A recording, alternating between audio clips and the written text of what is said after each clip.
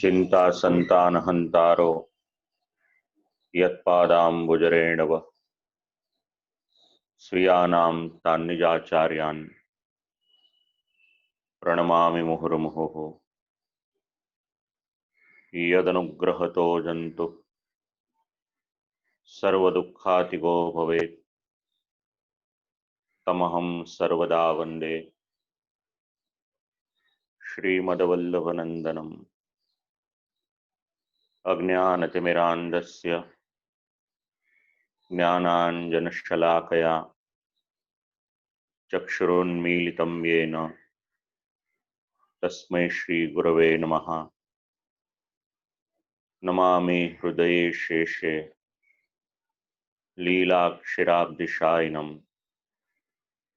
लक्ष्मीसहस्रलीलाभिः सेव्यमानं कलानिधिं चतुर्भिश्च चतुर्भिश्च चतुर्भिश्चतुर्भिस्तथा षड्भिर्विराजते योऽसौ पंचदा हृदय मम।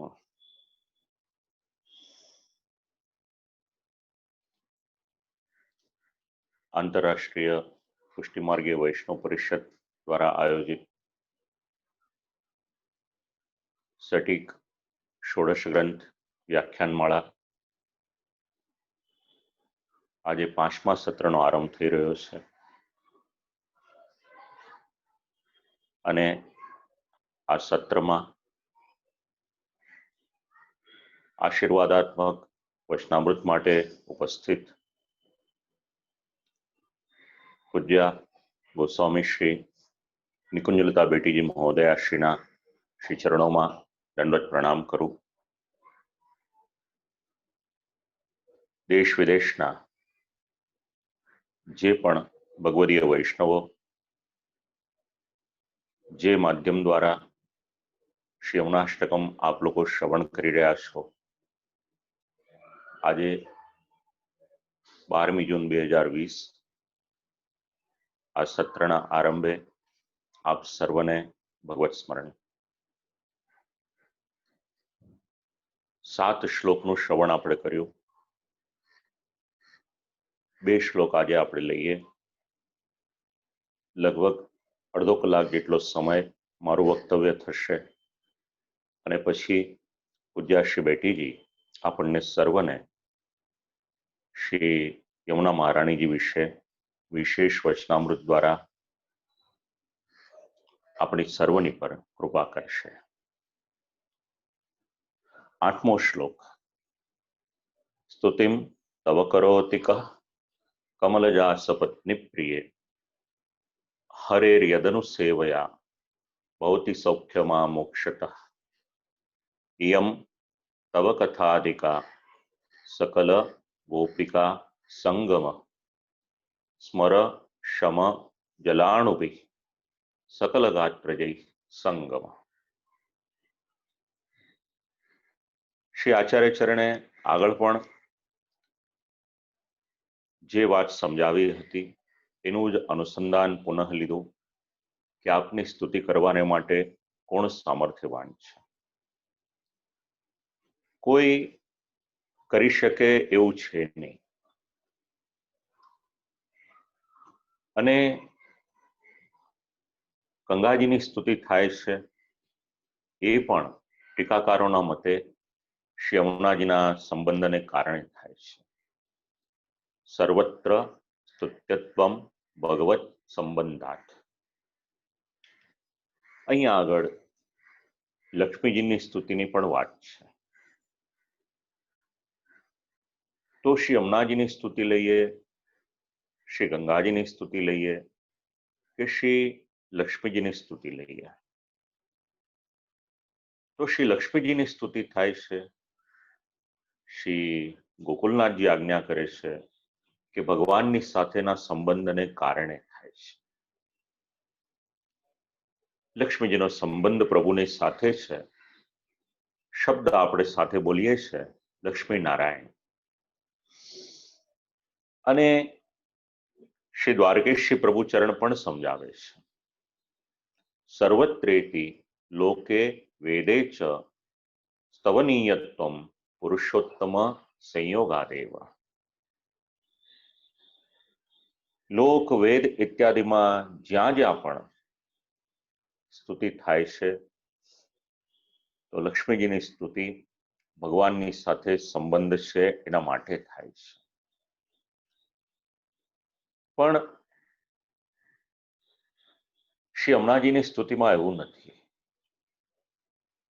શ્રી અમનાજીની જે સ્તુતિ થાય છે એ સ્વતંત્ર છે અને લક્ષ્મીજીની સ્તુતિ થાય છે એ ભગવાનની સાથેના સંબંધને કારણે થાય છે.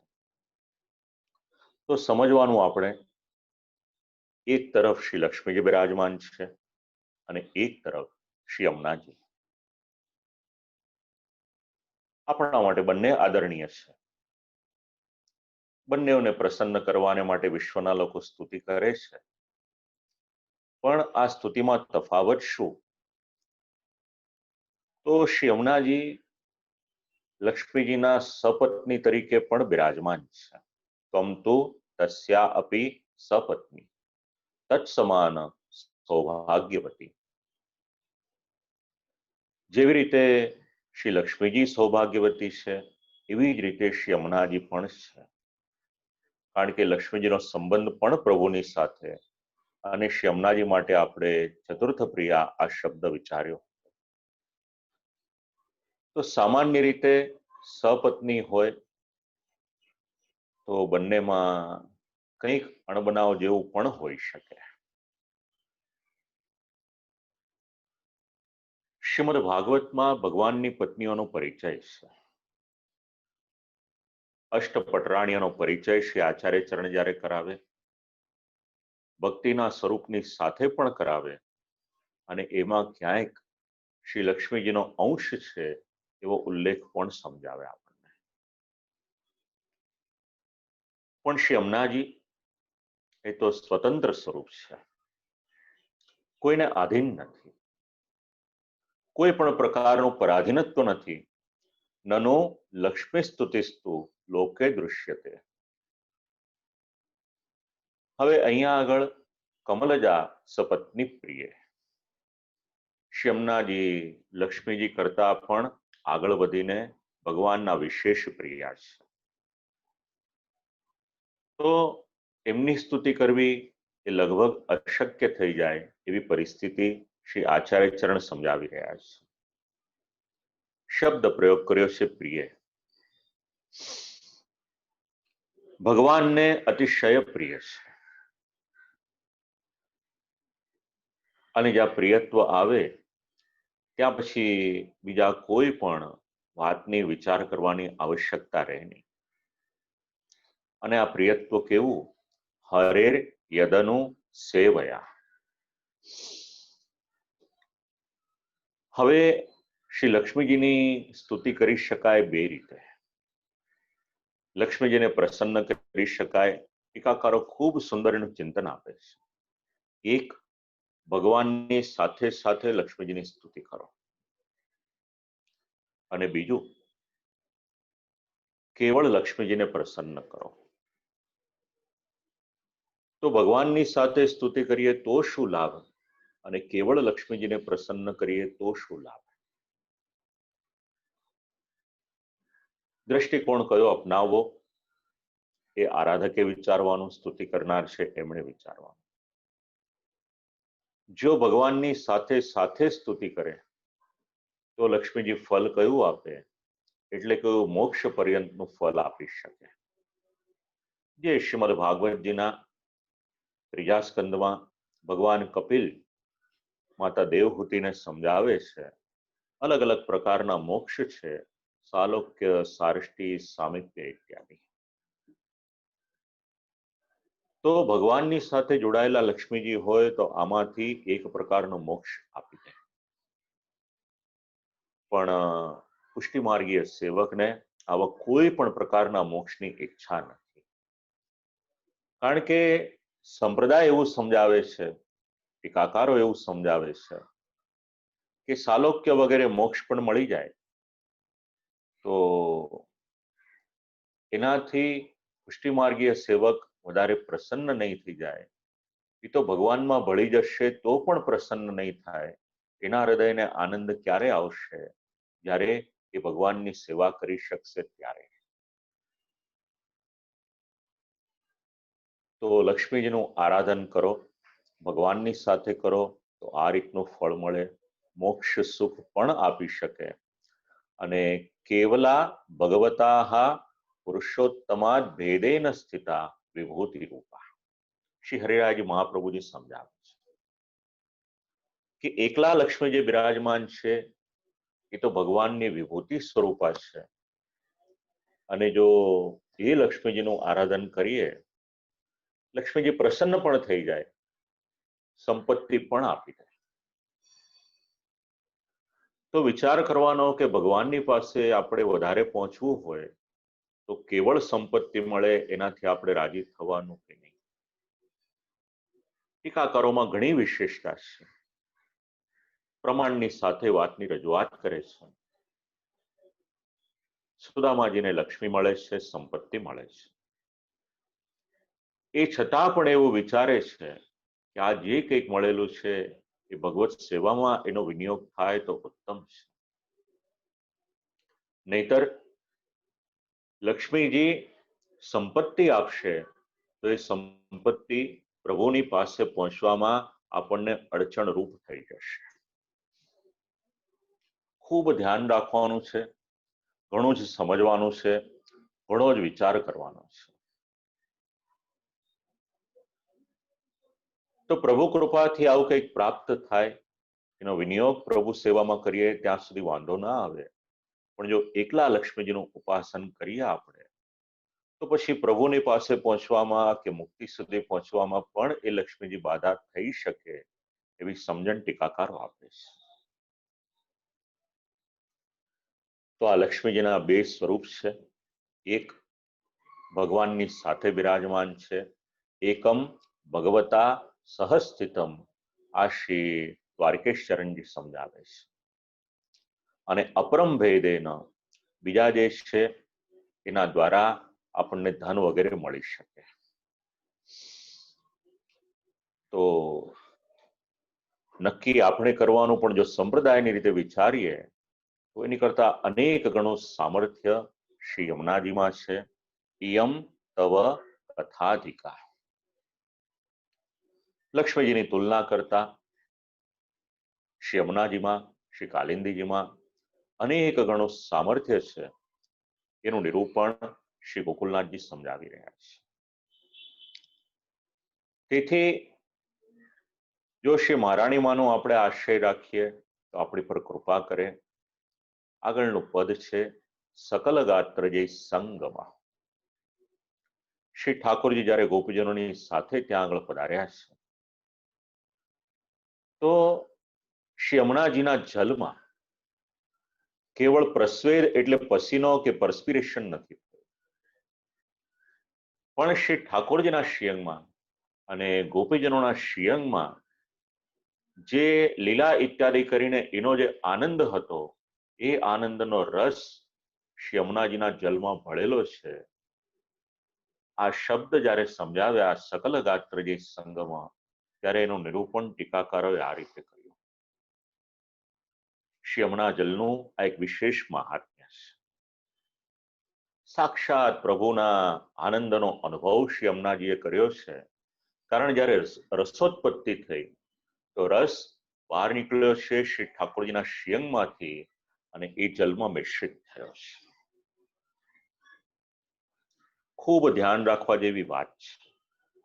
સકલ ગાત્ર જય સંગમાં. જો જે જલમાં ભગવાનના શ્રીઅંગમાંથી બહાર પધારેલો આવો દિવ્ય રસ હોય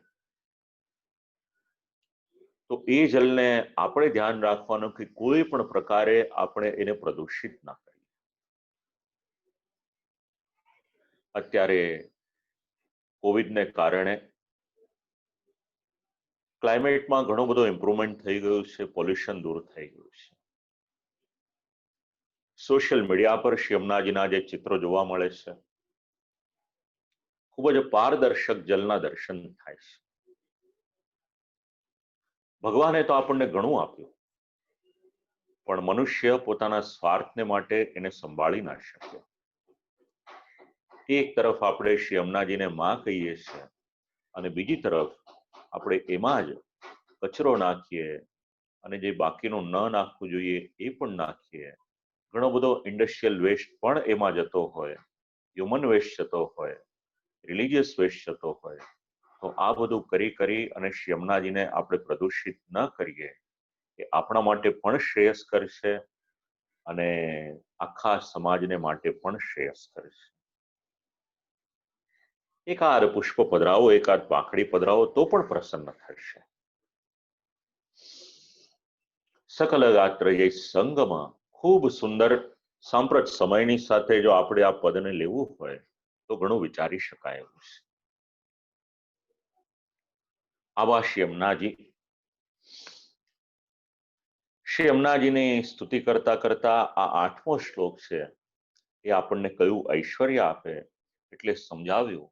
તનુનવત્વ આપવાનું સામર્થ્ય છે 8મા શ્લોકમાં છે. હવે શ્રી યમુનાષ્ટકમનો અંતિમ શ્લોક. તવાષ્ટકમિદમ મુદ્દા પઠતિ શૂરસૂતે સદા સમસ્ત દુરિતક્ષયો ભવતિ વૈ મુકુંદે રતિઃ તયા સકલ સિદ્ધયો મુરરિપુષ્ય સંતુષ્યતિ સ્વભાવ વિજયો ભવેત વદતિ વલ્લભ શ્રી હરે. વૈષ્ણવનું ઘર. નિત્ય શ્રી યમુનાષ્ટકમના પાઠ થાય. ભાગ્યે જ કોઈક વૈષ્ણવનું ઘર એવું હશે કે જ્યાં શ્રી યમુનાષ્ટકમના પાઠ ન થતા હોય. અને જે વૈષ્ણવ શ્રી યમુનાષ્ટકમનો પાઠ કરે એને લાભ કયો થાય? આ 9મો શ્લોક સમજાવે છે. તવાષ્ટકમિદમ મુદા. મહારાણીમાં આ આપનું જે 8 શ્લોકોનું વર્ણન છે એનો હર્ષપૂર્વક, આનંદપૂર્વક જે કોઈ ભગવદીય વૈષ્ણવ પાઠ કરે. ઇદમ. શ્રી દ્વારકેશ ચરણજી સમજાવે છે ઇદમ એટલે કયું? આદ્ય ગુરુ શ્રી શંકરાચાર્યજીએ પણ શ્રી યમુનાજીના યશોગાન કર્યા છે, પણ આપણે જે અનુસંધાન લેવાનું છે એ અનુસંધાન તો શ્રી આચાર્ય ચરણે જે અષ્ટકનું ગાન કર્યું એની સાથે લેવાનું છે. કારણ કે ભક્તિમય શ્રી યમુનાજીના દર્શન અગર થયા તો શ્રી આચાર્ય ચરણને થયા છે. તો આ સ્તોત્રનો, આ અષ્ટકનો પાઠ કરે. પઠતિ શૂરસૂતે સદા. સૂર્યના પુત્રી પ્રસન્નતાપૂર્વક એનો પાઠ કરે તો પહેલો લાભ શું? તો સમસ્ત દુરિતક્ષયો ભવતિ. સમસ્ત પાપોનો નાશ કરવાનું સામર્થ્ય કોઈકનામાં છે તો શ્રી યમુનાજીમાં છે. તો પાપનો નાશ શેને માટે? તો શ્રી દ્વારકેશ ચરણજી સમજાવે છે એતેન દુરિતનાશસ્ય ભક્તિ પ્રજનને હેતુત્વમ ઉક્તમ ભવતિ. જો પાપનો નાશ થાય તો એના દ્વારા ભક્તિ વધારે સારી રીતે ઉત્પન્ન થઈ શકે અને જેટલી વધારે ભક્તિ ઉત્પન્ન થઈ શકે એટલું આપણે શ્રી ઠાકોરજીની સેવાનો આનંદ વિશેષ લઈ શકીએ. આ પદ ખૂબ વિચારવા જેવું છે. બીજો લાભ શું થાય? ભવતી વૈ મુકુંદે રતિઃ. પાપનો નાશ થયો. તદનંતરમ મોક્ષદાતર્યપી સ્નેહો ભવતી. પાપનો નાશ થયો.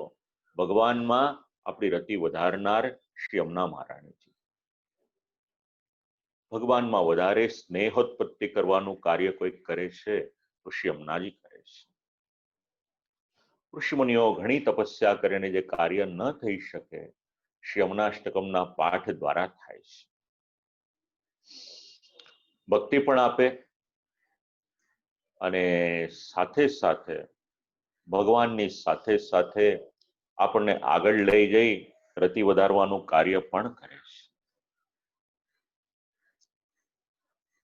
અને એના પ્રમાણો આપ્યા છે શ્રીમદ ભાગવતમાં.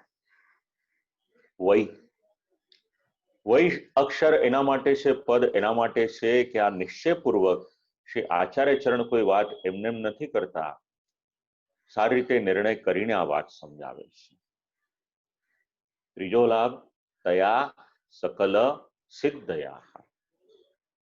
જેટલી જેટલી સિદ્ધિ છે, એટલે આપણે આગળ જેટલી જેટલી સિદ્ધિ શ્રવણ કરી હતી, જ્યારે શ્રી યમનાષ્ટકમનો આરંભ કર્યો ત્યારે 8 પ્રકારની સિદ્ધિ આપ લોકોને સમજાવી.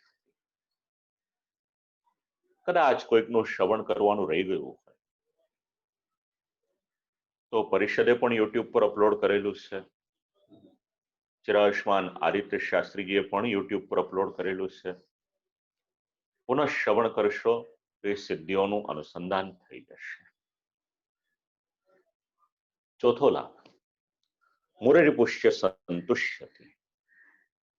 શ્રી આચાર્ય ચરણે અનેક વખત શ્રી ઠાકોરજીને માટે મુરારી, મુરરિપુ ઇત્યાદિ શબ્દોનો પ્રયોગ કર્યો તો ભગવાન પ્રસન્ન થાય છે. મુરારી શબ્દ પણ આપણે વિચાર્યો હતો અને મુરરિપુ શબ્દ પણ વિચાર્યો હતો.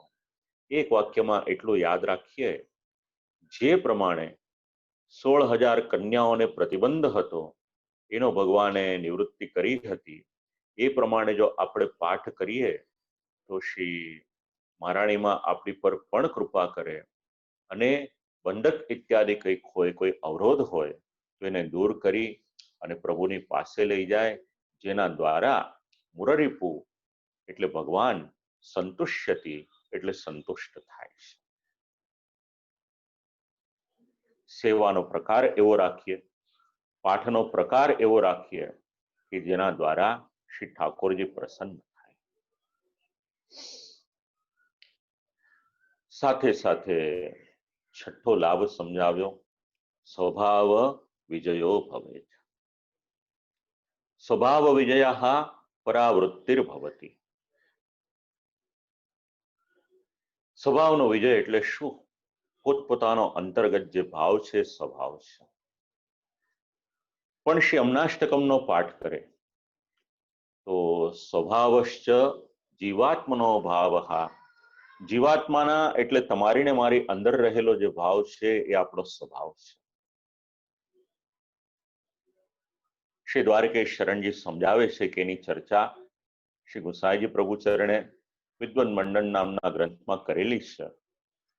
તો આ જે સ્વભાવ વિજય છે, મન એની પર વિજય પ્રાપ્ત કરાવવામાં સહાયક અગર કોઈ થઈ શકે છે તો શ્રી મહારાણીમાનું આ અષ્ટક થઈ શકે છે.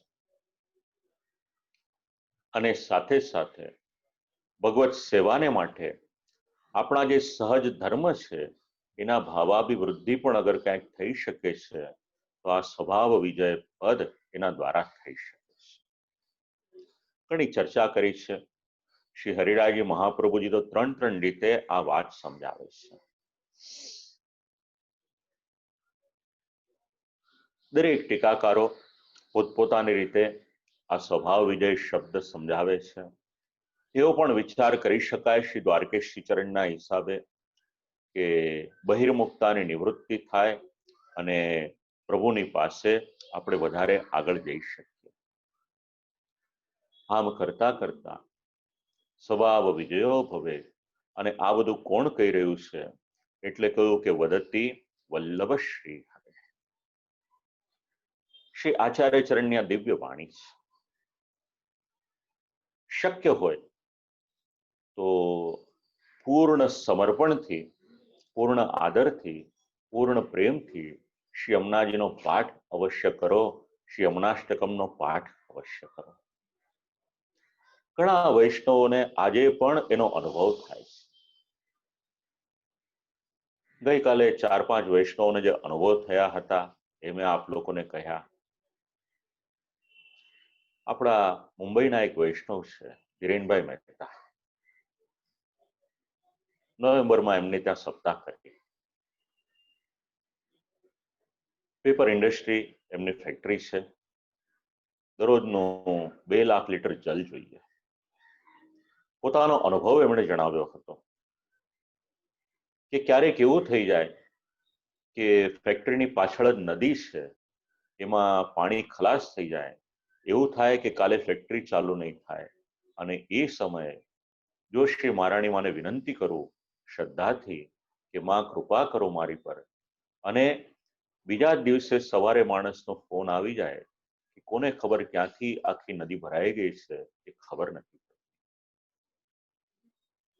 તો જો આવો એક લૌકિકનો ભૌતિકનો લાભ પણ શ્રી મહારાણીમાં આજે પણ આપી શકતા હોય અને કોઈ વૈષ્ણવને એનો અનુભવ થઈ શકતો હોય તો પછી જ્યારે સતત શ્રદ્ધાપૂર્વક શ્રી મહારાણીમાંનો આ અષ્ટકનો પાઠ આપણે કરીએ તો શ્રી મહારાણીમાં અલૌકિકમાં કેટલી કૃપા કરી શકે એની કલ્પના કરી છે. કારણ કે વૈષ્ણવનું ઘર એક સંસ્કાર. ગોકુલ જાય, મથુરા જાય, શ્રી મહારાણીમાં સ્નાનની ઈચ્છા હોય તો સ્નાન નેત્ર પાન તો અવશ્ય કરે જ કરે.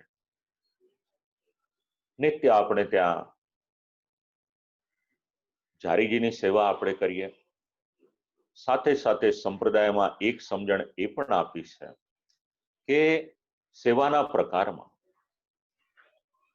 જે જલને લઈને મનોરથ થાય છે, ઉષ્ણકાળ હોય અથવા તો પછી દાન હોય, ફાગ હોય, જલવિહારના દિવસો હોય, શ્રી ઠાકોરજીની સન્મુખમાં કુંડમાં જલ ભરવામાં આવે છે, એની સાથે સાથે શ્રી યમુના મહારાણીજીનો ભાવ જોડાય છે. તો જ્યારે આપણે શ્રી યમુનાષ્ટકમ શ્રવણ કરીએ છીએ તો કેવળ ક્રિયાત્મક ન રાખીએ પણ આજે ટીકાકારોએ આપણને ભાવ સમજાવ્યા છે. કેટલો પરિશ્રમ લીધો હશે એની કલ્પના કરી જુઓ.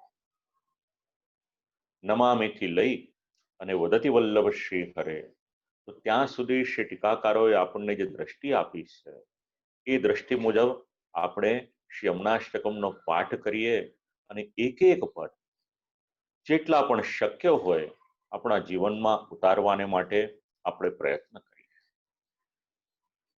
ષોડશ ગ્રંથના કેટલાક ગ્રંથો એવા છે જેમાં શ્રી આચાર્ય ચરણે પોતાની કલમ એમાં નીચે પોતાનું નામ લખેલું છે. એમને એમ નથી. કોઈક વ્યક્તિ આખો જ દસ્તાવેજ બનાવે અને નીચે એમાં પોતાની સિગ્નેચર ન કરે તો એ દસ્તાવેજની કોઈ કિંમત ખરી? વિલ બનાવે એમાં એની સિગ્નેચર જોઈએ, લીગલ ડોક્યુમેન્ટમાં એની સિગ્નેચર જોઈએ. તો શ્રી આચાર્ય ચરણે શ્રી મહારાણીમાના સ્વરૂપનું જ્યારે ગાન કર્યું ત્યારે વદતિ વલ્લભ શ્રી હરે, એટલે કોઈ પણ પ્રકારની શંકા રાખશો નહીં, કોઈ પણ પ્રકારનો સંશય રાખશો નહીં.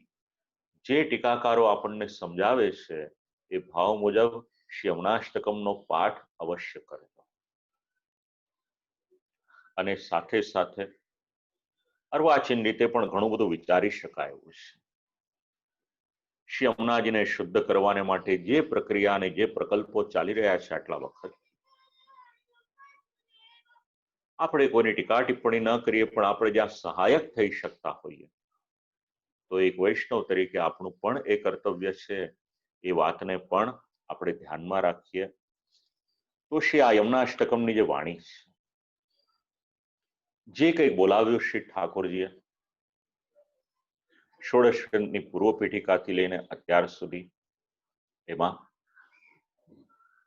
જે ટીકાકારોના મત આપ લોકોને કહ્યા, એવું નથી કે મેં કહ્યું એટલું જ છે, પણ સમયની એક સીમા હોય છે અને સમયની સીમા નિશ્ચિત કરવી એ જરૂરી હોય છે.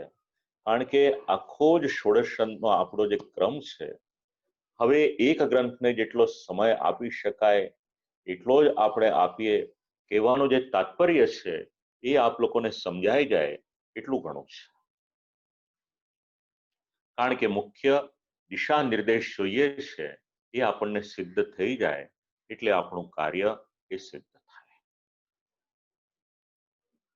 તો આ વાણી મહારાણીમાં કૃપા કરે અને કૃપા કરી અને આ વાણીને સ્વીકારે. ઘણા વૈષ્ણવોએ પોતાના અહોભાવ જણાવ્યા. કુસુમબેન પટેલનો મને ફોન આવ્યો, મને કે ભાઈ હૃદય એટલું બધું આર્દ્ર થઈ ગયું કે હું શું બોલું. યાદ કર્યા મારા દાદાજી ગોલોકવાસી પૂજ્ય શ્રી રમણલાલ જીશારામ શાસ્ત્રીજીને અને કહ્યું કે ભાઈ એમની પાસે હું યમુનાષ્ટકમ ભણી હતી. વર્ષો પછી આ શ્રવણ કરવાનો અવસર આવ્યો.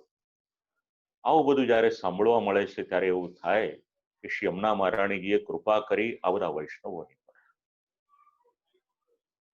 આ જ કૃપા આપણી સર્વની પર રહે અને આ જ કૃપામાં વધારે આપણને દિશા નિર્દેશ કરવા આપણી સર્વની પર અનુગ્રહ કરી અને અત્યારે એક વિશેષ લાભ આપણને સર્વને પ્રાપ્ત થઈ રહ્યો છે. શ્રી મહારાણી માની વાત હોય, પુષ્ટિમાં સ્ત્રી હૃદયનું ખૂબ મહત્વ છે. પુરુષ પણ જ્યારે શ્રી ઠાકોરજીની સન્મુખમાં જાય, એનું હૃદય, એનો ભાવ કયો હોવો જોઈએ એ સંપ્રદાય આપણને સમજાવે છે. અને એ જ ભાવ આપણે વધારે સારી રીતે સમજી શકીએ એટલા માટે આંતરરાષ્ટ્રીય પુષ્ટિ માર્ગીય વૈષ્ણવ પરિષદની વિનંતીને માન આપી અને ખૂબ અનુગ્રહપૂર્વક આપણને સર્વને શ્રી યમુનાજીનું સ્વરૂપ સમજાવવાને માટે પૂજ્યપાદ ગોસ્વામી શ્રી નિકુંજલતા બેટીજી મહોદયા શ્રી પધાર્યા છે. પરિષદની વતી અને આપ સર્વની વતી આપ શ્રીના યુગલશ્રી ચરણોમાં હું દંડવત પ્રણામ કરું છું. આમ તો આપ શ્રીના પરિચયની કોઈ આવશ્યકતા નથી, એ છતાં પણ એક શિષ્ટાચાર છે. જ્યારે આપણે નિમંત્રણ આપીને બોલાવીએ છીએ અને ખૂબ અનુગ્રહ કરીને આપણે ત્યાં પધારે તો સંપૂર્ણ ગૌરવ જાળવવું એ આપણું કર્તવ્ય છે. કંઈક એટલું આપણે કરવું પડે ત્યારે આપણા ઘરે વલ્લભકુલની પધરામણી થાય. તો ઠાકોરજીએ આપણને સર્વને કેવો લાભ આપ્યો. દરેકના ઘરમાં આપણે બેઠા છીએ અને આપણે એવો જ ભાવ રાખવાનો કે આપણી સન્મુખમાં પૂજ્યાશ્રી બેટીજી બિરાજમાન છે અને આપણને કંઈક આ વાતની સમજણ આપશે. પરિચય આપવાનો વિચાર કરું તો ઘણો બધો આપી શકાય, પણ ખૂબ સંક્ષિપ્તમાં 2-3 મિનિટમાં આપ લોકોને કંઈક જણાવું. હું વર્ષો જૂનો સંબંધ છે અને સંબંધને કારણે ઘણી બધી પ્રવૃત્તિથી હું સારી રીતે માહિતગાર છું. તો પુષ્ટિ માર્ગના પ્રસાર, પ્રચાર અને સિદ્ધાંતને માટે આપશ્રીએ આજીવન એ સમર્પિત કરેલું છે અને એ સમર્પણ ઠાકોરજીને તો કર્યું જ, પણ સાથે સાથે પુષ્ટિ માર્ગના જેટલા વૈષ્ણવો છે, જે પુષ્ટિ સૃષ્ટિ છે, એમનું જીવન પણ શ્રી ઠાકોરજીની સાથે વધારે ને વધારે સારી રીતે કઈ રીતે જોડાઈ શકે એના માટે આપશ્રીનો ખૂબ પરિશ્રમ છે. મેં નજરે જોયું છે, મેં અનુભવ્યું છે. સતત પ્રવૃત્તિ આ જીવન મંત્ર આપણે કહી શકીએ. અને એમાં પણ મુંબઈના જે વૈષ્ણવો છે, આપણે ત્યાંની દિવ્ય કીર્તન પરંપરા એને જો મુંબઈમાં આટલી સારી રીતે આજે આપણે સંભાળી શક્યા છીએ તો એમાં બિલકુલ નિર્વિવાદ વાત છે કે પૂજ્યાશ્રી બેટીજીનો એમાં સિંહ ફાળો છે એવું કહીએ બિલકુલ અતિશયોક્તિ નથી. ઘણો પરિશ્રમ લીધો છે. સાથે સાથે કીર્તનની શિબિરો, કીર્તનના ક્લાસીસ, એની સાથે સાથે એક સેવા પ્રણાલિકાનું પણ વિશેષ યોગદાન છે. સ્વયં પ્રવાસ કરી અનેક સ્થાનમાં જઈ અને સેવા પ્રણાલિકાની સમજણ અગર કોઈકે આપી છે તો પૂજ્યાશ્રી બેટીજી આપી છે.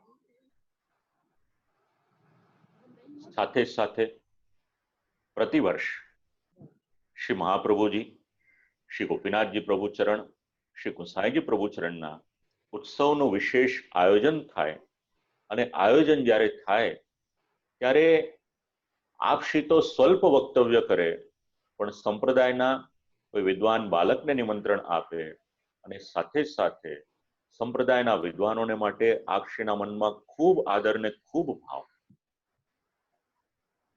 એટલે એક શ્રી વલ્લભકુલના બાલકને નિમંત્રણ આપે અને બીજા કોઈ શાસ્ત્રીજીને નિમંત્રણ આપે અને ઘણા ગ્રંથો આ રીતે પ્રતિવર્ષ આપશ્રીના દ્વારા પુષ્ટિ સૃષ્ટિને જાણવા મળ્યા છે.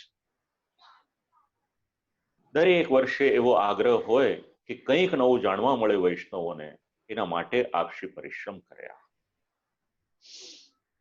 દેશ વિદેશમાં સતત પ્રવાસો કર્યા. અઘરું છે, અને ત્યાં આગળ જઈ અને વચનામૃત દ્વારા અનેક વૈષ્ણવોને સાચો માર્ગ બતાવ્યો, સંપ્રદાય શું છે એની સમજણ આપી. અને આવી રીતે અનેક પ્રકારના ભગવત કાર્યો પણ કર્યા. તો ભગવત કાર્યોની સાથે સાથે સામાજિક કાર્ય જ્યારે આવ્યા ત્યારે એમાં પણ પાછી પાની ન કરી. આપની સંસ્થા દ્વારા, આપશ્રીના ટ્રસ્ટ દ્વારા ઘણા સત્કર્મ થઈ રહ્યા છે. શૈક્ષણિક કાર્ય હોય, ગ્રંથ પ્રકાશન હોય, અથવા તો જેવી રીતે અત્યારના આ વિપત્તિ આવેલી છે વિશ્વમાં કોરોનાની, એ સમયે પણ આપશ્રીએ ઘણું જ કાર્ય કર્યું છે. એના માટે હું કંઈક આપ લોકોને જણાવું એની કરતા હું પૂજ્યાશ્રી બેટીજીને જ વિનંતી કરીશ કે આપણને સર્વને કંઈક જણાવે તો આપણને પણ ખ્યાલ આવે, એક દિશા નિર્દેશ મળે કે કઈ રીતે આપણે પણ ભવિષ્યમાં વિચારવું જોઈએ. અને એમને એમ નથી કહેતો, આપશ્રીના ટ્રસ્ટની સાથે જોડાયેલા શ્રી બાલકૃષ્ણભાઈ પોપાવાલા લગભગ 2.5-3 મહિનાથી આ બધા વેબિનારમાં જોડાયેલા છે અને એમની સાથે ઘણો જૂનો સંબંધ છે. આજે એમનો જન્મદિવસ પણ છે, એ પણ જોડાયેલા છે આપણી સાથે, એ પણ સાક્ષી છે. પરિવારની સાથે વાત કરું, હું ઘણું કંઈ કહી શકું, પણ પોતાની આત્મશ્લાઘા કરવી મારો સ્વભાવ પણ નથી, મને શોભે પણ નહીં. પણ એક વાક્યમાં કહું, ઠાકોરજીની અનહદ કૃપા છે. ક્યારે પણ કોઈ પણ વૈષ્ણવને કથા કરાવી હોય તો બેટીજી નામ અવશ્ય આપે કે કૃષ્ણદત્ત શાસ્ત્રીજીની પાસે જાઓ, ઠાકોરજીની કૃપા રહેશે. તો આજે અનુગ્રહ મારા પિતૃચરણ પર, મારા સમસ્ત પરિવાર પર, ચિરાયુષ્માન આદિત્યની પર. તો આજે જ્યારે પરિષદના નિમંત્રણને માન આપી અને આપશ્રી પધાર્યા છે, તો પરિષદ વતીથી અને આપ સર્વની વતીથી પણ, બધા વૈષ્ણવોની વતીથી પણ આપશ્રીના યુગલશ્રી ચરણોમાં ખૂબ જ વિનમ્ર ભાવે વિનંતી કરીશ કે શ્રી મહારાણી માના સ્વરૂપને માટે આપણને કંઈક વિશેષ પ્રકાશ આપે અને સાથે સાથે સાંપ્રત સમયમાં આપશ્રી દ્વારા જે પ્રવૃત્તિ થઈ રહી છે એ પણ અમારી વિનંતીથી કંઈક એને માહિતગાર કરે એવી વિનંતી કહી અને દંડવત પ્રણામ કરી અને આજના વક્તવ્યને શ્રી મહારાણી માના યુગલ શ્રી ચરણોમાં સમર્પિત કરું છું. અસ્તુ.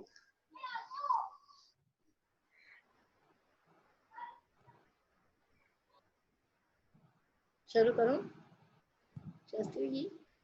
જી જી જી. ચિંતા સંતાન હંતારો યત્પાદાંબુજરેણવ સ્વીયાનાં તાન નિજાચાર્યાન પ્ರಣમામિ મુમુર્મુઃ યદનુગ્રહતો જંતુ સર્વદુઃખાતિકો ભવેत् તમહં સર્વદા વંદે શ્રીમદ્વલ્લભનંદનમ અજ્ઞાનતિમિરાન્ધસ્ય જ્ઞાનાંજનશલાકયા ચક્ષુરુન્મીલિतं येन તસ્मै શ્રી ગુરવે નમઃ. નમામિ હૃદયે શેષે લીલાક્ષીરાબ્ધિશાયિનम् લક્ષ્મી સહસ્રલીલાભિ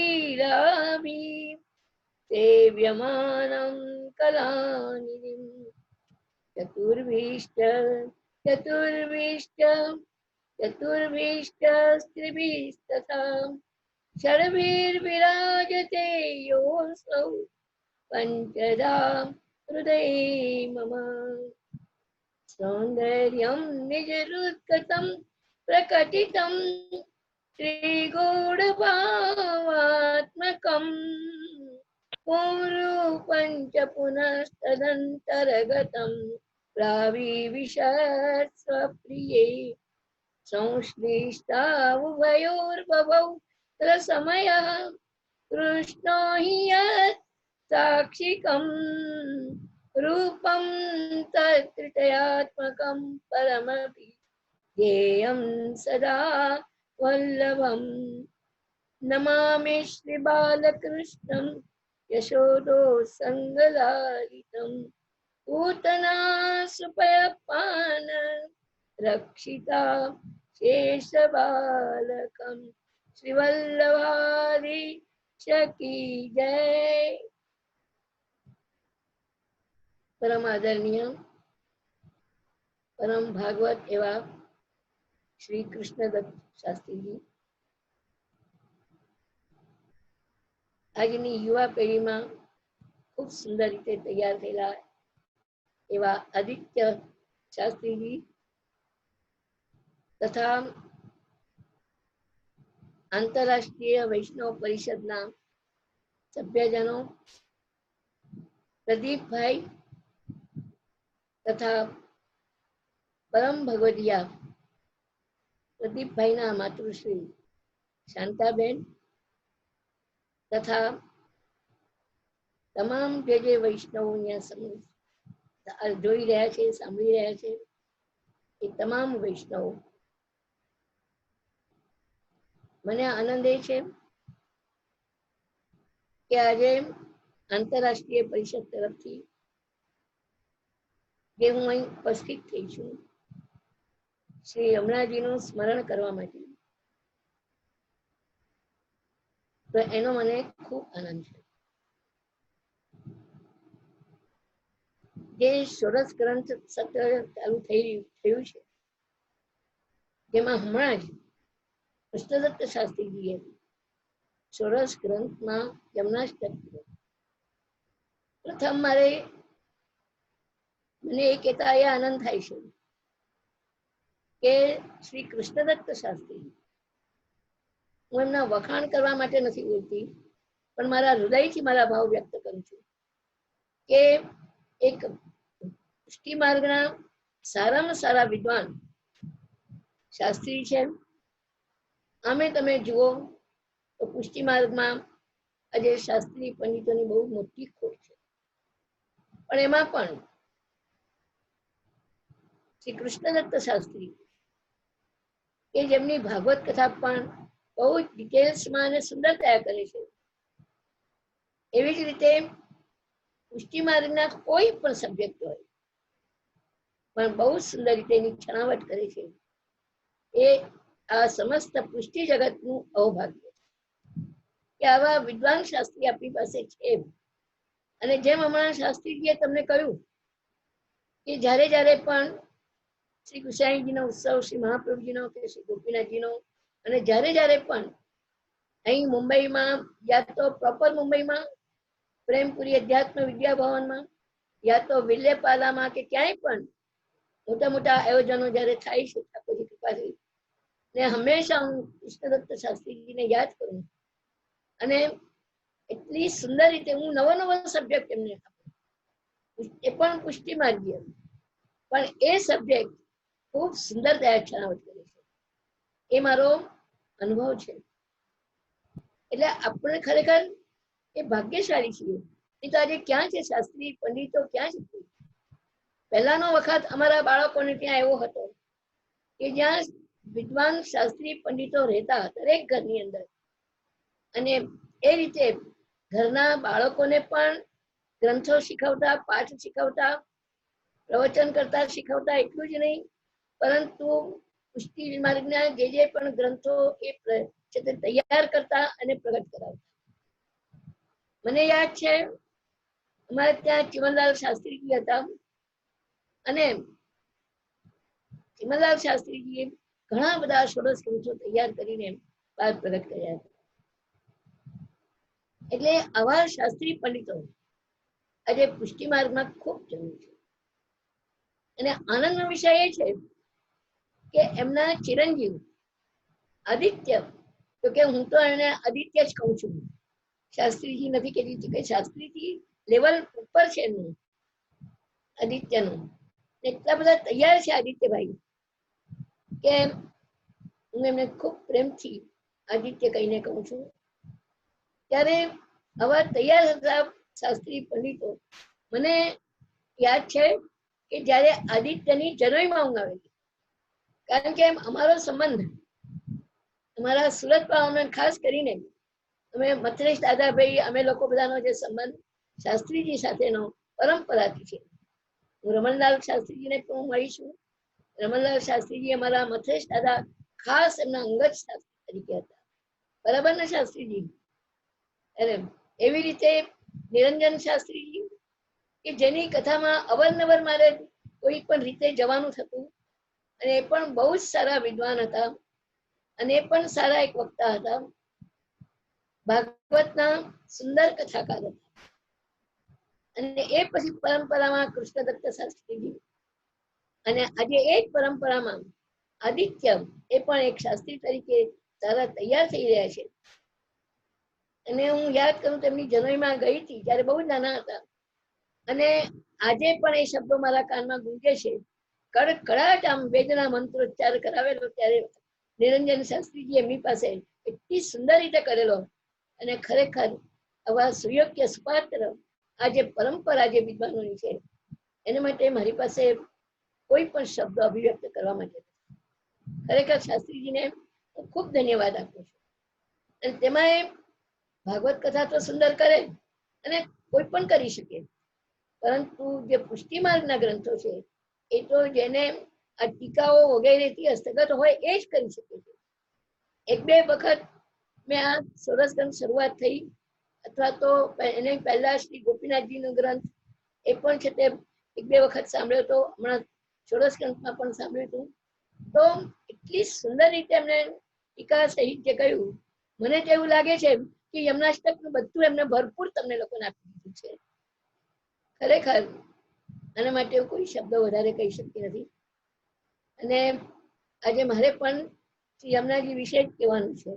જોકે મને નથી લાગતું કે શ્રી યમુનાજી વિશે કંઈ પણ બાકી રહ્યું હોય, અને છતાં પણ શ્રી યમુનાજી મારા હૃદય કમલમાં બિરાજીને અને જે પણ આજ્ઞા કરશે, બસ યમુનાજી અંદરથી ધક્કો મારશે ને એ મારી વાણી પવિત્ર કરીશ. વિશેષ શું કહી શકું. હવે આજે જે યમનાષ્ટક પૂરો થયો, પરંતુ યમનાષ્ટક પૂરો થયો એવું માનવાની જરૂર નથી. શ્રી યમુનાજી તો નિત્ય આપણા હૃદયમાં વહેતા જ હોય છે, અને મહારાણી રૂપે બિરાજતા જ હોય છે, સાક્ષાત શ્રી યમુનાજી. ત્યારે આ ગ્રંથ અમે તમે ષોડશ ગ્રંથ જુઓ તો એ કેવળ સાંભળવાનો વિષય નથી, પણ આચરવાનો વિષય છે. ષોડશ ગ્રંથ શ્રી મહાપ્રભુજીએ એવો ગ્રંથ છે, આમ જુઓ તો જેની શરૂઆત હમણાં જ તમે સાંભળી યમનાષ્ટક. યમનાષ્ટકથી જે શરૂઆત થઈ અને સેવા ફળ સુધી પહોંચે છે. શ્રી આચાર્ય ચરણે નિબંધો લખ્યા, એમાં સર્વ નિર્ણય, પછી છે તે સર્વ નિર્ણય, એ બધા ગ્રંથો લખ્યા. એ ઉપરાંત સુબોધનીજી લખ્યા, ઘણું બધું શ્રી આચાર્ય ચરણે. પરંતુ પોતાનું મૂળ જે કે એક વૈષ્ણવ જયારે બ્રહ્મ સંબંધ લે છે, અને બ્રહ્મ સંબંધ લીધા પછી એનું જીવન કેવું હોવું જોઈએ, કઈ રીતે આગળ વધાય. કારણ કે આપણે ત્યાં બ્રહ્મ સંબંધ શેને માટે છે? બધા જ વૈષ્ણવો જાણે છે કે બ્રહ્મ સંબંધ સેવા માટે છે, બરાબર? ત્યારે સેવા માટે એટલે કેમ? જયારે ઠકરાણી ઘાટ પર પોળેલા શ્રી આચાર્ય ચરણના હૃદયમાં ત્યારે ચિંતા થઈ કે જીવ દોષથી ભરેલો છે અને પ્રભુ નિર્દોષ છે, અને મારે સેવા માર્ગ પ્રગટ કરવો છે, અને સેવા માર્ગથી જ એ જીવ પુષ્ટિની અંદર આગળ વધી શકશે, અને એ દ્વારા એ સ્વરૂપાનંદનું પાન કરી શકશે.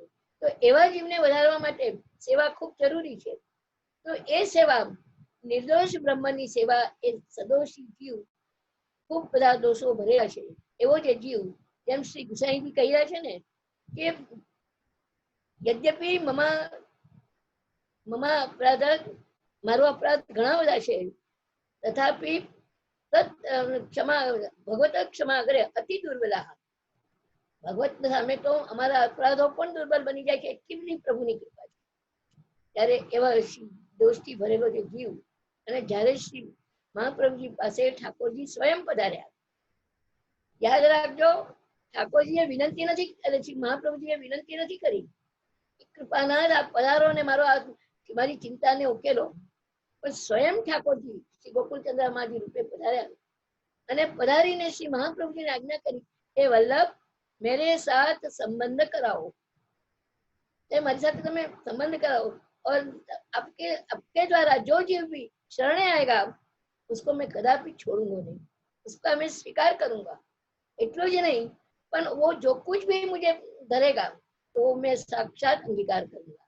આટલી મોટી વસ્તુ ઠાકોરજીએ એ વખતે જે વચન આપ્યું, કારણ કે શ્રી મહાપ્રભુજીની વિચાર પ્રમાણે અને એમની વિચારધારા પ્રમાણે આખું માનસી સુધી પહોંચવાનું છે। તો સેવા માર્ગ છે એ એમને સેવા કરીને બેસી જવાનો માર્ગ નથી, પરંતુ આપણે ઠેક માનસી સુધી પહોંચવાનું છે। શ્રી મહાપ્રભુજીએ સેવાની અંદર પણ આજ્ઞા કરી સિદ્ધાંત મુક્તાવલીની અંદર કે માનસી સા પરામતા કૃષ્ણ સેવા સદા કાર્યા માનસી સા પરામતા ચેતસ્તત સેવણમ પ્રવણમ સેવા તત્ સિદ્ધય તનુમિતિ। ત્યારે આટલી મોટી આજ્ઞા ઠાકોરજી શ્રી મહાપ્રભુજી કરી છે।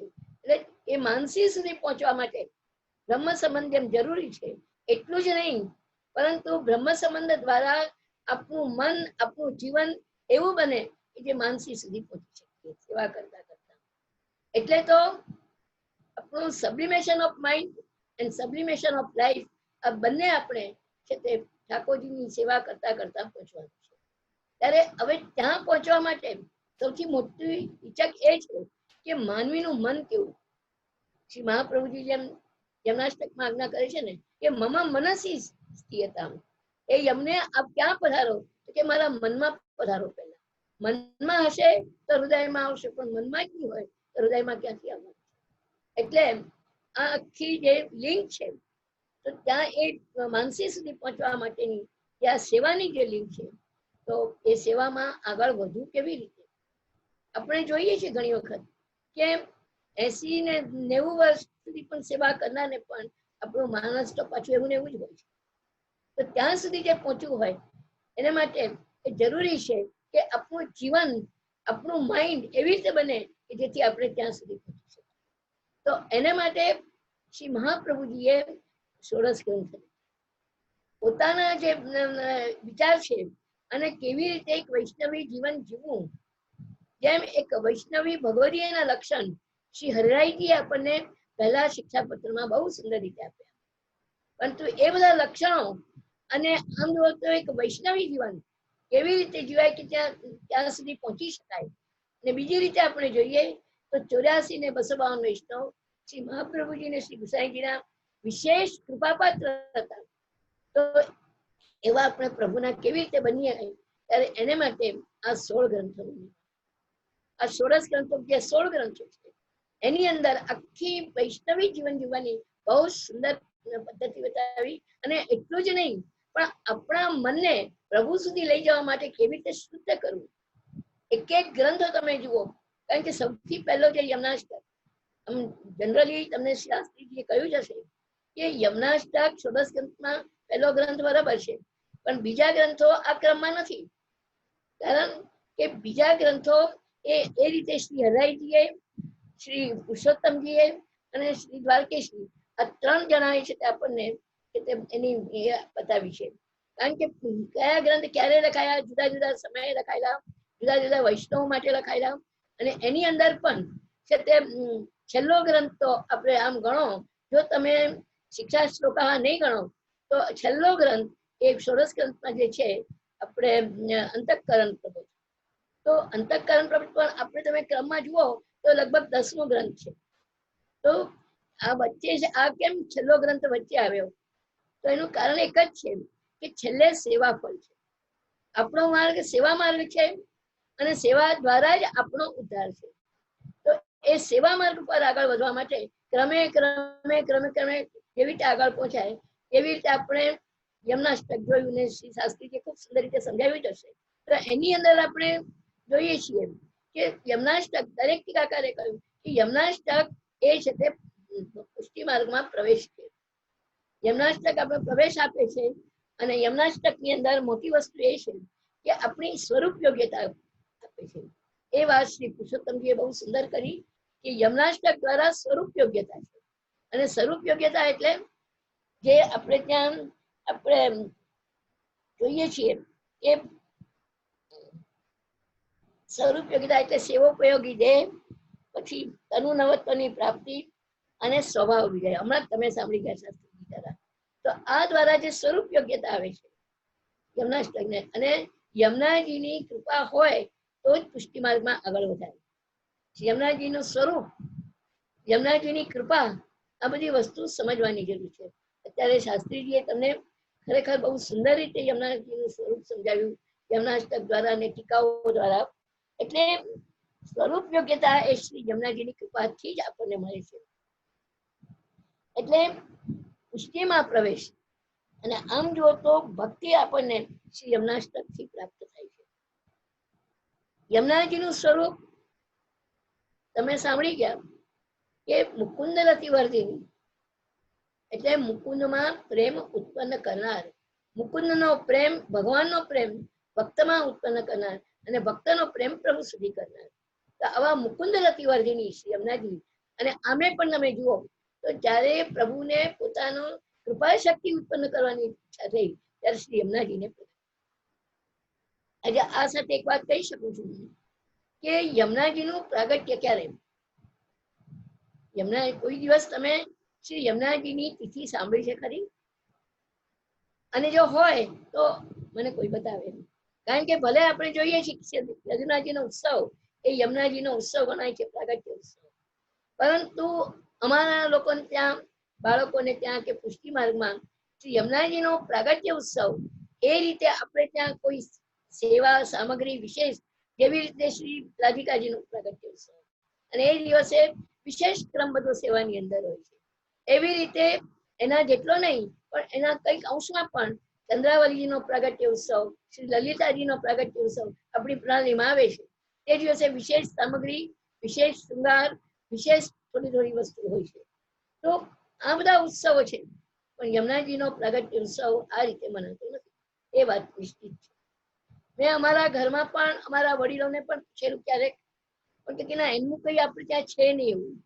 એટલે ભલે લોકો કહેતા હોય કે યમુનાજીનો પ્રાગટ્ય ઉત્સવ, ભલે માની પણ એક ટિપ્પણીમાં પણ લખેલું હોય છે કે કहीं કहीं ये मनाया जाता है, બધે ઠેકાણે મનાય છે એવું નથી હોતું. અને છતાં પણ પ્રભુ યમુનાજીનું પ્રાગટ્ય તમે આપણે કલિંદગીરી મસ્તક એમાં સાંભળ્યું જશે કદાચ કે યમુનાજીનું પ્રાગટ્ય કેવી રીતે છે, પ્રભુના શ્રીઅંગમાંથી છે. ત્યારે શ્રી રાધિકાજીનું પ્રાગટ્ય એ પણ પ્રભુના શ્રીઅંગમાંથી છે, અને શ્રી યમુનાજીનું પ્રાગટ્ય એ પણ પ્રભુના શ્રીઅંગમાંથી છે. હવે મને વધારે એની વિશ્લેષણ નથી કરતી, કારણ કે આદિનારાયણના એમના તાપાત્મક હૃદયમાંથી, અને એ ત્યાંથી પ્રગટ થઈને પેલા સૂર્યમંડળ, ભૌતિક સૂર્યમંડળમાં પધાર્યા, અને ત્યાંથી થઈને કલિંદગીરી પર પધાર્યા, અને ત્યાંથી થઈને નીચે પધાર્યા. તો એ બધી વસ્તુ તો તમે સાંભળી ચૂક્યા હશો બધા. એટલે યમુનાજીનું પ્રાગટ્ય, તો યમુનાજી ભગવાને જયારે એમ ઈચ્છા કરી, જેમ આઝાદીની શક્તિ શ્રી રાધિકાજી છે, તો કૃપા શક્તિ શ્રી યમુનાજી છે.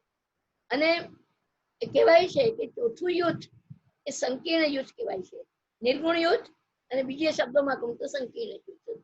ત્યારે શ્રી યમુના જે કઈ જીવ જાય છે તો એ જીવને લઈ જવા માટે શ્રી યમુનાજી પોતાની સખીઓને મોકલે, યા તો પોતે પધારે યા તો સખીઓને મોકલે. તો એ યમુનાજીના જે યુથમાં બધા જાય છે, તો શ્રી યમુનાજીનું સ્વરૂપ એટલું બધું કૃપાળુ છે, એટલું બધું દયાળુ છે કે યમુનાજીના તમે જુઓ તો આટલું બધું મહાત્મ્ય જે પુષ્ટિ માર્ગની અંદર છે. જેમ શાસ્ત્રીજી કહે છે કે ભાઈ શંકરાચાર્યનું પણ યમુનાષ્ટક છે, કૃપા પારા વારામ તપતિ તનયા, એ જે શંકરાચાર્યનું છે. પણ આપણે ત્યાં શ્રી યમુનાજીનું જે સ્વરૂપ આધિદૈવિક સ્વરૂપે અને સાક્ષાત આવી કૃપા શક્તિના સ્વરૂપે, અને જેનું સ્મરણ કરતા પ્રભુ મેળવી આપે એ જે સ્વરૂપ છે, ત્યારે એ તો પુષ્ટિ માર્ગમાં જ છે.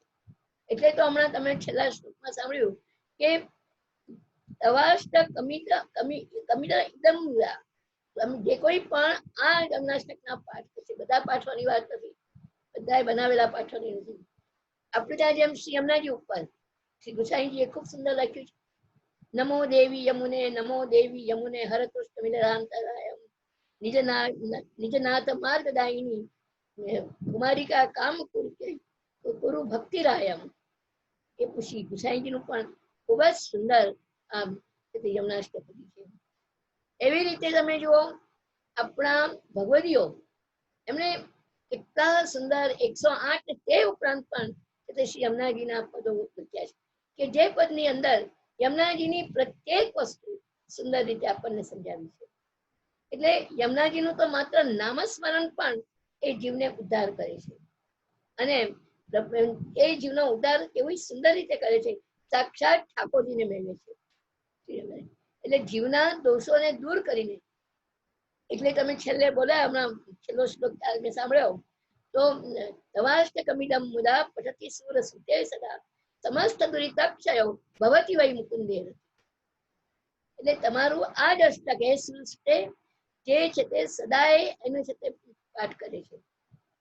અહીંયા એક વસ્તુ યાદ રાખજો કે સદા શબ્દ એવી રીતે નમામિ યમુનામ અહમ સકલ સિદ્ધિ હેતુ મુદા, ત્યાં મુદા છે. અને અહીંયા પણ તમારો આ પાઠ કોઈ પણ પ્રેમપૂર્વક, ભાવપૂર્વક, આનંદપૂર્વક આ પાઠ જે કોઈ કરે છે તો આ 5 ફળો જે શાસ્ત્રીજી તમને ગણાવી ગયા, તો એ ફલશ્રુતિ 5 ફલશ્રુતિ શ્રી યમુનાષ્ટકના પાઠથી મળે છે.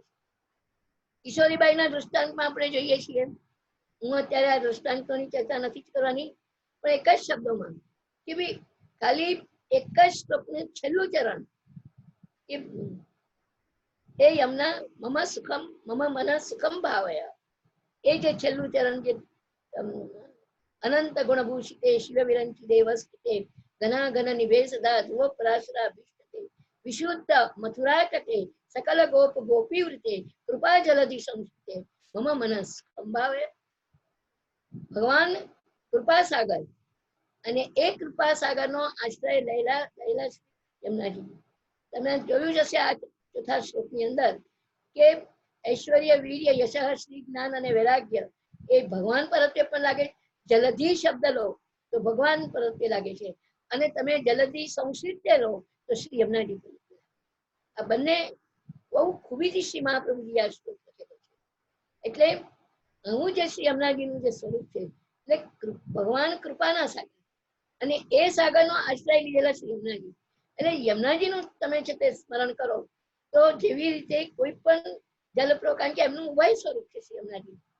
એક ઘનાત્મક ઘનાત્મક સ્વરૂપ અને એક દ્રવીભૂત રસાત્મક સ્વરૂપ, ઘનીભૂત રસાત્મક સ્વરૂપ અને દ્રવીભૂત રસાત્મક સ્વરૂપ.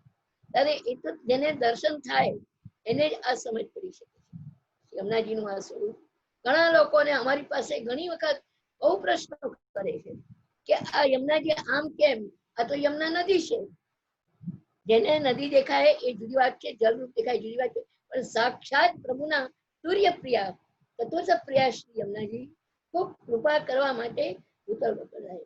ને કારણ શ્રી યમુનેજુ પ્રથમ આવી, ભગવાનના પ્રેમ કારણે અને ભક્તો માટેના પણ પ્રેમ કારણે શ્રી યમુનેજુ. આપની કૃપા કેટલી બધી છે અને આપ કેટલા બધા દયાળુ અને કૃપાળુ છે, એનું તો શ્રી હરરાયજીએ જે પદમાં કહ્યું છે કે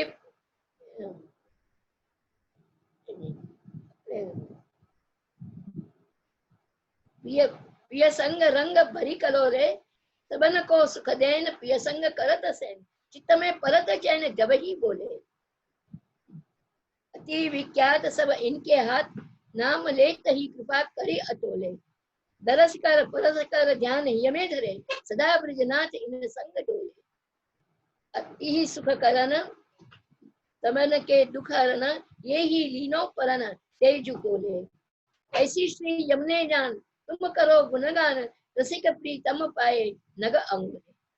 આ હરરાયજી કેટલું સુંદર પદ શ્રી યમુનાજી માટે લખ્યું છે, એમની કૃપા માટે કે પોતાના પ્રિયતમ એવા પ્રભુ સાથે શ્રી યમુનાજી જયારે શયન કરે છે, વિહાર લીલા કરે છે, અને તે વખતે પણ શ્રી યમુનાજીનું ચિત્ત પોતાના નિજ સેવકોમાં હોય છે. ત્યારે પણ શ્રી યમુનાજી એક જ વસ્તુ છે કે મારા નિજ સેવકોને હું કેવી રીતે સુખનું દાન કરું. એટલે ઠાકોરજી પાસે વચન માંગે છે. તમે વારંવાર યમુનાષ્ટકમાં જોયું કે મુકુંદ પ્રિય, એટલે મુકુંદ પ્રિય નો અર્થ મોક્ષ આપનાર ભગવાન. ત્યારે મોક્ષ મુકમ દદાતી ઇતિ મુકમ મોક્ષ, ત્યારે જે મોક્ષ આપે એવા ભગવાનનો સ્વભાવ, અને એ યમુનાજી છે તે ભક્તિ આપવાનો દાન કરાવે છે. એટલે પ્રભુને વિનંતી કરે છે કે આ મારા ભક્તોને આપે છે તે ભક્તિ આપવાની છે, મોક્ષ. આવી સિફારિશ ભક્તો માટે શ્રી યમુનાજી કરે છે. એટલે કેટલી બધી આ કૃપા કહેવાય. અને એટલે જ માટે તો છેલ્લે જે કહ્યું કે સ્વભાવ વિજયો ભવે ભગવતી વલ્લભ શ્રી. સ્વભાવ એટલે સસ્ય ભાવ સ્વભાવ. એટલે આમ જુઓ તો સ્વભાવ એટલે આપણો સ્વભાવ કહીએ કે આનો સ્વભાવ આવો છે, કોઈનો કેવો ને કોઈનો કેવો. શ્રી ગુસાઈજીએ દૃષ્ટાંત આપેલું, મારે દૃષ્ટાંત નથી કેવું, ટાઈમ ઓછો છે, પણ કોઈનો કૂતરા જેવો અને કોઈનો બિલાડા જેવો અને કોઈનો ઘોડા જેવો અને કોઈનો કેવો સ્વભાવ. શ્રી ગુસાઈજીએ બહુ સુંદર એના માટે દૃષ્ટાંત આપેલું છે. એ તો આપણે મનુષ્યોમાં પણ જરૂર જોઈ શકીએ છીએ આપણી સામે જ. ત્યારે એ જે સ્વભાવ અથવા તો સ્વસ્ય ભાવ એટલે જીવ ભાવ, તેને અહમતા અને મમતાત્મક જે આપણો સ્વભાવ, આ હું અને મારું, આઈ એન્ડ માય, એમાં જ આપણે જીવતા હોઈએ છીએ આખો દિવસ. ત્યારે એ સ્વભાવ એનો વિજય થાય છે. બહુ સુંદર વાત છે કે એક વાર શ્રી ગુસાઈ, એમ પણ તમને ખબર જ હશે, કહ્યું જ હશે કે આપણે યમનાષ્ટક પર 6 શ્લોક પર શ્રી ગુસાઈજીએ કરી છે ટીકા, અને બાકીના જે શ્લોક છે એના ઉપર છે શ્રી ગોકુળનાથજીએ કરી છે. પણ આપણે નામ શ્રી ગુસાઈજીનું જ આપ્યું છે. તો એક વખત શ્રી ગોકુળનાથજીને શ્રી ગુસાઈજી આજ્ઞા કરી કે તમે આનો અર્થ કરી લાવો. તો શ્લોક લીધો શ્રી ગોકુળનાથજીએ. કયો લીધો? કે સ્વભાવ વિજયો ભવે. એટલે ઠાકોરજીનો સ્વભાવ મોક્ષ આપવાનો, મર્યાદા પુરુષોત્તમ, મોક્ષ આપે મર્યાદા પુરુષોત્તમ. પરંતુ એ પ્રભુને પણ શ્રી યમુનાજીએ એમના સ્વભાવનો પલટો કર્યો અને એ પ્રભુને પણ એમને ભક્તિ આપતા કરી.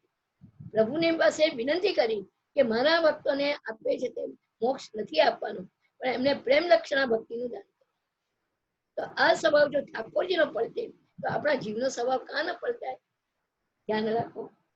એટલે આવા જે સ્વભાવ વાળા છે એટલે યમનાષ્ટક જેટલા પણ આપણે પાઠ કરીએ અને એ દ્વારા આપણો સ્વભાવ સુધરે.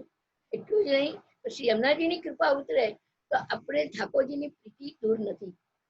દયા સકલ સિદ્ધયો મુરરી પુષ્ટ સંતુષ્ટ. એના દ્વારા બધી સિદ્ધિ સિદ્ધ થાય. અને ઐશ્વર્યનું દાન, સિદ્ધિનું દાન, આ બધું યમુનાજીની કૃપા.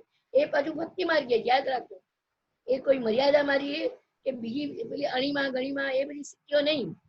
પરંતુ તમને શાસ્ત્રીજીએ સમજાવ્યો છે તો હું રિપીટેશન નથી કરતી અત્યારે, કારણ કે આ બધું જ યમુનાષ્ટકમાં આવી જાય. ત્યારે એ સિદ્ધિનું દાન અને પાછું મુરારી પુષ્ટ સંતુષ્ટ. એટલે મુરારી ભગવાનનું એ તમને ડેફિનેશન આપી કે કોઈ મુરારી કોણ કહેવાય? ભગવાનનું નામ મુરારી છે. મોર નામના રાક્ષસ હરી.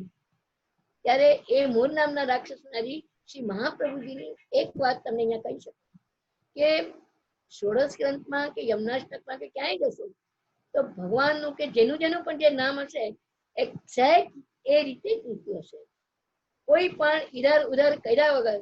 કારણ કે જેવી રીતે આપણે બાલબોધ ગ્રંથ લઈએ છીએ તો નત્વામ હરિમ પ્રવક્ષ્યામિ સર્વ સિદ્ધાંત સંગ્રહમ બાલ પ્રબોધનાથાય વદામિ સુનિશ્ચિતમ. તો એની અંદર કહ્યું કે નત્વા હરિમ પ્રવક્ષ્યામિ. હરિમ એટલે આપણા દુઃખને હરે તે હરી. ત્યારે અહીંયા આગળ એની અંદર જે પુરુષાર્થો છે તે ઇત્તર માર્ગીય પુરુષાર્થો, જે વેદને માનતા હતા એવાના જે પુરુષાર્થો, એમાં પણ ખાસ કરીને મોક્ષ પુરુષાર્થનું વર્ણન શ્રી મહાપ્રભુ. મારો સબ્જેક્ટ નથી આજે બારબોધનો, પરંતુ આપણે સામાન્ય રીતે કહું એવી રીતે શ્રી મહાપ્રભુજી અહીંયા જ્યાં જરૂર હતી ત્યાં મુકુંદ પ્રિય, મુકુંદ રતિવર્ધિની એવા શબ્દો મૂક્યા. જરૂર હતી તો ત્યાં છે ત્યાં આપણે મુરારી વગેરે છે. મુરારી પદ પંકજ સુરદ મંદરે એનું કહેતા. ત્યારે મુરારી જે મૂર નામના રાક્ષસ નારી કે જેને 16,000 કન્યાઓ બાંધેલી હતી, એટલે મુરારી એટલે પ્રતિબંધને તોડનાર. એટલે શ્રી યમુનાજીને આ મુરારી શબ્દ કેમ વાપર્યો?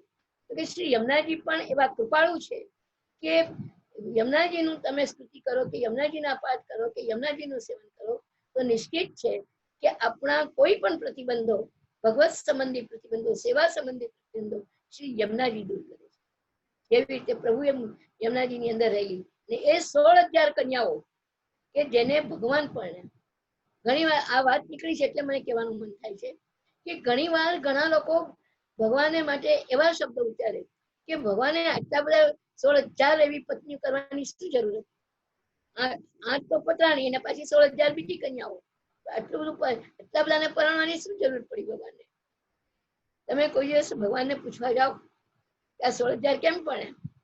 અને ખરી રીતે તમને કહું આ વિષય નીકળ્યો છે એટલે કે તમને રામચરિત્ર સાંભળ્યું, વાંચ્યું. એ રામચરિત્રમાં આવે છે કે સીતાજી ખાલી પેલા રાવણને કે રહીને આવ્યા, એની અંદર તો સીતાજીને પછી પેલા ધોબીએ છે તે નિંદા કરી અને રામચંદ્રજી એમને છે તે છોડી મૂક્યા, એટલે વનમાં મોકલી આપ્યા. તો કે રામના હૃદયમાંથી નથી ગયા એ વાત જુદી છે. ત્યારે એ જો રામ અવતારમાં હોય તો અત્યારે આ છે તે 16,000 કન્યાઓ એ પેલા રાક્ષસના ઘરમાં રહીને આવી હોય તો એનો સ્વીકાર સમાજ કરતે ખરા? એનો સ્વીકાર સમાજ નહીં કરે. એનો સ્વીકાર ભગવાન કે જેનો કોઈ નહીં સ્વીકાર કરે એનો હું બેલી છું, એનો હું પતિ છું. અને ભગવાન એમની સાથે લગ્ન કર્યા ત્યારે આ જે પ્રતિબંધ હતો એ ભગવાને દૂર કર્યો અને શ્રી યમુનાજીમાં જ હતો. એવી રીતે શ્રી યમુનાજી એટલે મુરારી, આ જે શબ્દ છે દરેક શબ્દ તમે યમુનાષ્ટકમાં શ્રી મહાપ્રભુજી એવું લખ્યા બરાબર એક્ઝેક્ટ વર્ડ છે. હવે હું તમને જયારે પેલી વાત કરતી હતી એક્ઝેક્ટ વર્ડ, તો નત્વા હરિ સદાનંદમ સિદ્ધાંત નિશ્ચયમ, એ જે સિદ્ધાંત મુક્તાવલીમાં કહ્યું તો હરિમ સદાનંદમ આ બે, ત્યારે એક પુરુષાર્થ એટલે એક છે તે દુઃખાભાવ સુખમ તેથી પુરુષાર્થ, દુઃખનો અભાવ, ત્યારે હરિમ એટલે દુઃખને હરી લે અને સદાનંદમ એટલે સુખની પ્રાપ્તિ. ભગવાન સદાનંદ સ્વરૂપ છે. એટલે જ આપણે કહીએ છીએ કે સદાનંદ કોને કહેવાય? ઋષિર ભુવાચક શબ્દ નષ્ટ નિવૃત્તિ વાક્ય તયોરેક્યમ પરબ્રહ્મ કૃષ્ણ ઇતિ અભિધીયતે. એટલે અહીંયા કહેવાનું તાત્પર્ય એટલું જ છે કે શ્રી મહાપ્રભુજી જે આ યમુનાષ્ટક આપણને આપ્યો, ખૂબ કૃપા કરીને આપેલો આ અને એટલે જ આપણે યમુનાષ્ટક નિત્ય કરીએ છીએ. ઘણા લોકો અમને આવીને પૂછે કે આપણે પેલું શું કહેવાય કે અમુક દિવસે જ કઈ માક્ષર મહિનાની કયો દિવસ આવે કે આ પૂનમ સુધી આપણે કયો પાઠ કહેવાય છે, આ લોકો અમે લોકો તો બોલતા એવી રીતે નથી કે ભાઈ આ પાઠ આ ટાઈમમાં કરવો જોઈએ આવી રીતે. ત્યારે મારે કેવું પડે, હું ભૂલી ગઈ એનું નામ, તો મારે કેવું પડે ભાઈ શ્રી મહાપ્રભુજીએ સદાને મુદા કહ્યું છે. હવે તમે નક્કી કરો કે યમુનાષ્ટકનો પાઠ ક્યારે કરવો, આપણે સદા કરો અને પછી આ ટાઈમે થાય, પેલા ટાઈમે ન થાય. લોકોના જે ઈષ્ટ ઉષ્ટ ઈષ્ટ ડુ ડોન એટલું બધું હોય છે કે જેની કોઈ સીમા નહીં. અને હું એક વાત એટલું જરૂર કહીશ યમુનાષ્ટક માટે કે યમુનાષ્ટક જેવા પાઠો આપણે ત્યાં જે ફલાત્મક પાઠો છે, પ્રભુને મેળવી આપનારા જે પાઠો છે, પ્રભુનો આનંદાત્મક અનુભવ કરાવનારા જે પાઠો છે, કોઈ દિવસ પણ એને કોઈ પણ લૌકિક વિષયથી કરવું નથી, કોઈ લૌકિક આકાંક્ષાથી કરવું નથી. અલૌકિક પાઠો છે અને અલૌકિકને માટે જ આ પાઠો કરવા જોઈએ.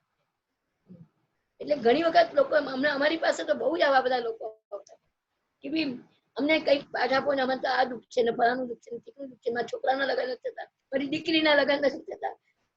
ત્યારે હું કહું કે ભાઈ ઠાકોરજીમાં વિશ્વાસ રાખો અને ઠાકોરજી તમે એના ઈચ્છા હશે તારી કૃપા કરશે. તમે આવું બધું એની નિમિત્તે કરવાનું છોડી દો.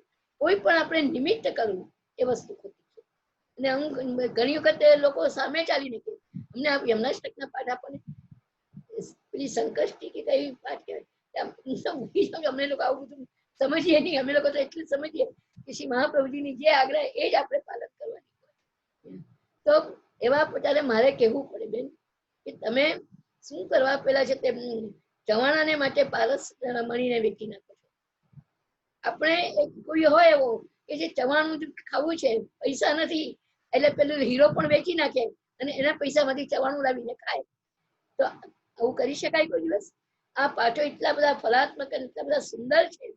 જેવી રીતે સર્વોત્તમ સ્તોત્ર, યમુનાષ્ટક, કૃષ્ણાષ્ટક, આમ તો બધા જ પાઠો ફલાત્મક છે, પણ આ તો ખાસ ફલાત્મક છે. અને આ તો સ્તુતિ છે શ્રી યમુનાજીની.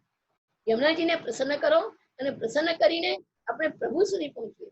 એક ભૂલ ધ્રુવજી કરી ગયા હતા કે ભગવાન જયારે પ્રગટ થયા એની સામે સાક્ષાત્કાર થયો તો ભગવાન પાસે એને રાજ્ય માંગ્યું, પણ એ ભૂલી ગયા કે ભાઈ આપ અમારા પર કૃપા કરો, સદાની ભક્તિ આપો અમને.